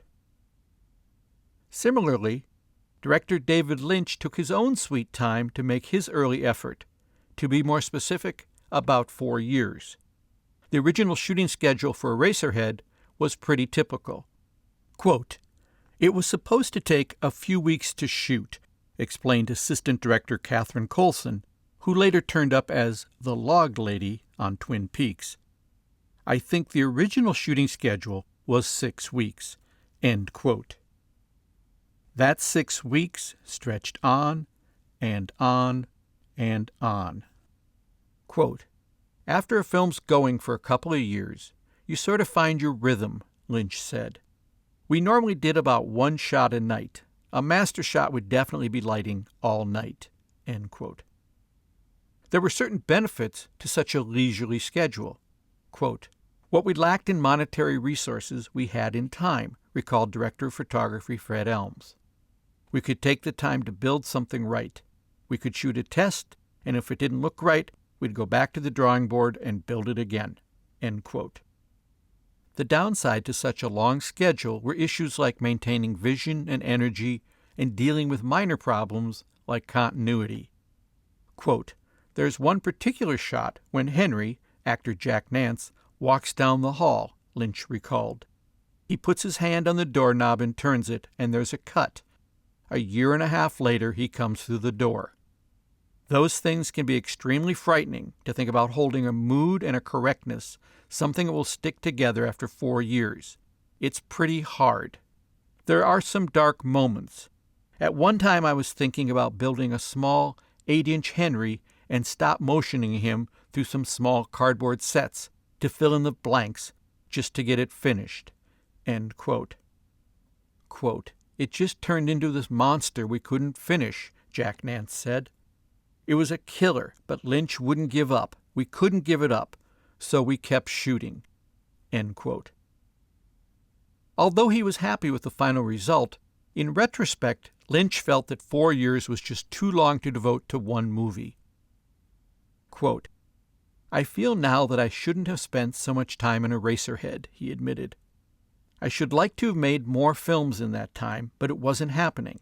I couldn't do anything new because Eraserhead wasn't finished. I didn't have anything to show anybody. So I just saw the world going by and tried to raise money, and little by little I did it. The thing is, the film isn't done until it's done. End quote. Filmmaker Eric Mendelsohn didn't have much money to work with, but he did have something of equal or greater value, time. He could take all the time he wanted to plan out the shooting of his film, Judy Berlin, in meticulous detail. Quote, I worked on films my whole life, and I've been a crew member my whole life, so I know every trick, Mendelsohn explained. I know what we needed was pre-production. It was put together like a little army. It wasn't just knowing where we were headed every day. We also had at least 2 fallback positions for everything. This was months and months and months of pre-production. End quote. Mendelsohn recommends taking the time you need to get things right, especially when that time isn't costing you anything. Quote, it's sort of unheard of, but I knew that if you don't have money and you don't have any more manpower than anyone else, you need time, he reasoned. So I just kept adding in pre-production time because that was something I could afford. End quote. The same was true for Chris Kentis and his film, Open Water. Because he was financing the low-budget movie with his own money, he wasn't beholden to anyone else's arbitrary schedule. That was just one of the several advantages to his approach. Quote, the first advantage of taking our time was that I was able to work full-time and help finance the film, Kentis explained. Another is that movies tend to be rushed, especially if you look at things coming out of Hollywood today. I think there's a lot to be said for taking the time to get it right, and I think most films don't really have that advantage. It's a process of refinement. You write the script, and you're going to write at least 10 drafts of a script. And just when you think you can't possibly have it more concise and more economical, then you shoot the thing and you can't believe how much fat there was on it. And it's the same thing when you go through the editing process. When you're making a film like this without a crew, lack of objectivity can be a real problem. So having the time to step back and get some distance is really critical. End quote. There's no question that eliminating time as a factor can remove a lot of pressure on you as you create your book. Filmmaker Tom Noonan realized that while he wrote, produced, directed, and acted in his wonderful feature, What Happened Was. Quote, one thing I learned making the film is that you have a huge advantage when you have no money, because when you have no money, you have all the time in the world, Noonan explained. The more money you have, the less time you have to make a film, because you've got to move or you're wasting money. So if you're smart and you're talented and skillful and you manage your time well, you can actually do a whole lot better movie with very little money than you can with tons. Because once tons of money gets involved, you have millions of people trying to put their finger in the pie and tell you what to do and rush you along. And I never had that. I wrote this at the pace I wanted to, I shot it when I felt like it, and I edited it for as long as I wanted." End quote. Beyond the screen questions. Are you being pressured by imaginary time constraints? What benefits can you see slowing down and taking your time might bring? Film suggestions: Dark Star, Eraserhead, What Happened Was, Judy Berlin, Open Water.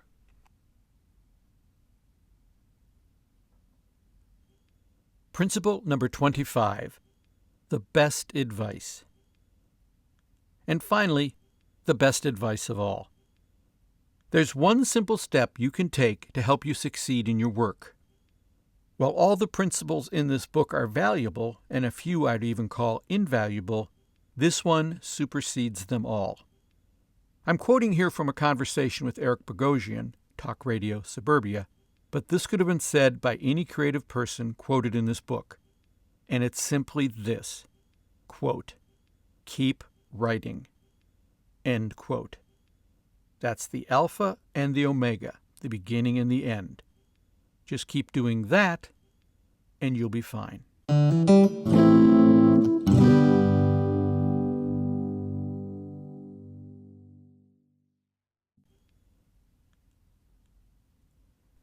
Afterward. We've reached the end of the story, at least for now. If you've gathered nothing else from these principles, I hope it's the understanding that in fiction writing, as in movie making, there really is no one right or wrong way. There are only stories that work and those that don't, and processes that work for you and those that don't. My advice? Worry less about formulas and more about the heart you need to bring to your writing. If you're passionate about your tale and have the skill and drive to tell it well, then I say onward and upward. Think about each of the 25 filmmaking principles we've just discussed and keep asking yourself, what's my version of that? How can that idea help me move forward? Finally, I'll say this. If you take nothing else away from this book, at the very least, embrace principle number 1. Stop getting ready and just do it. Nothing happens until you get over that first hump. So start writing.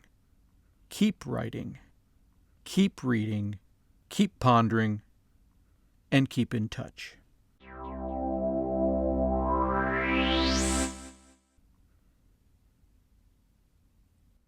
About the interviews.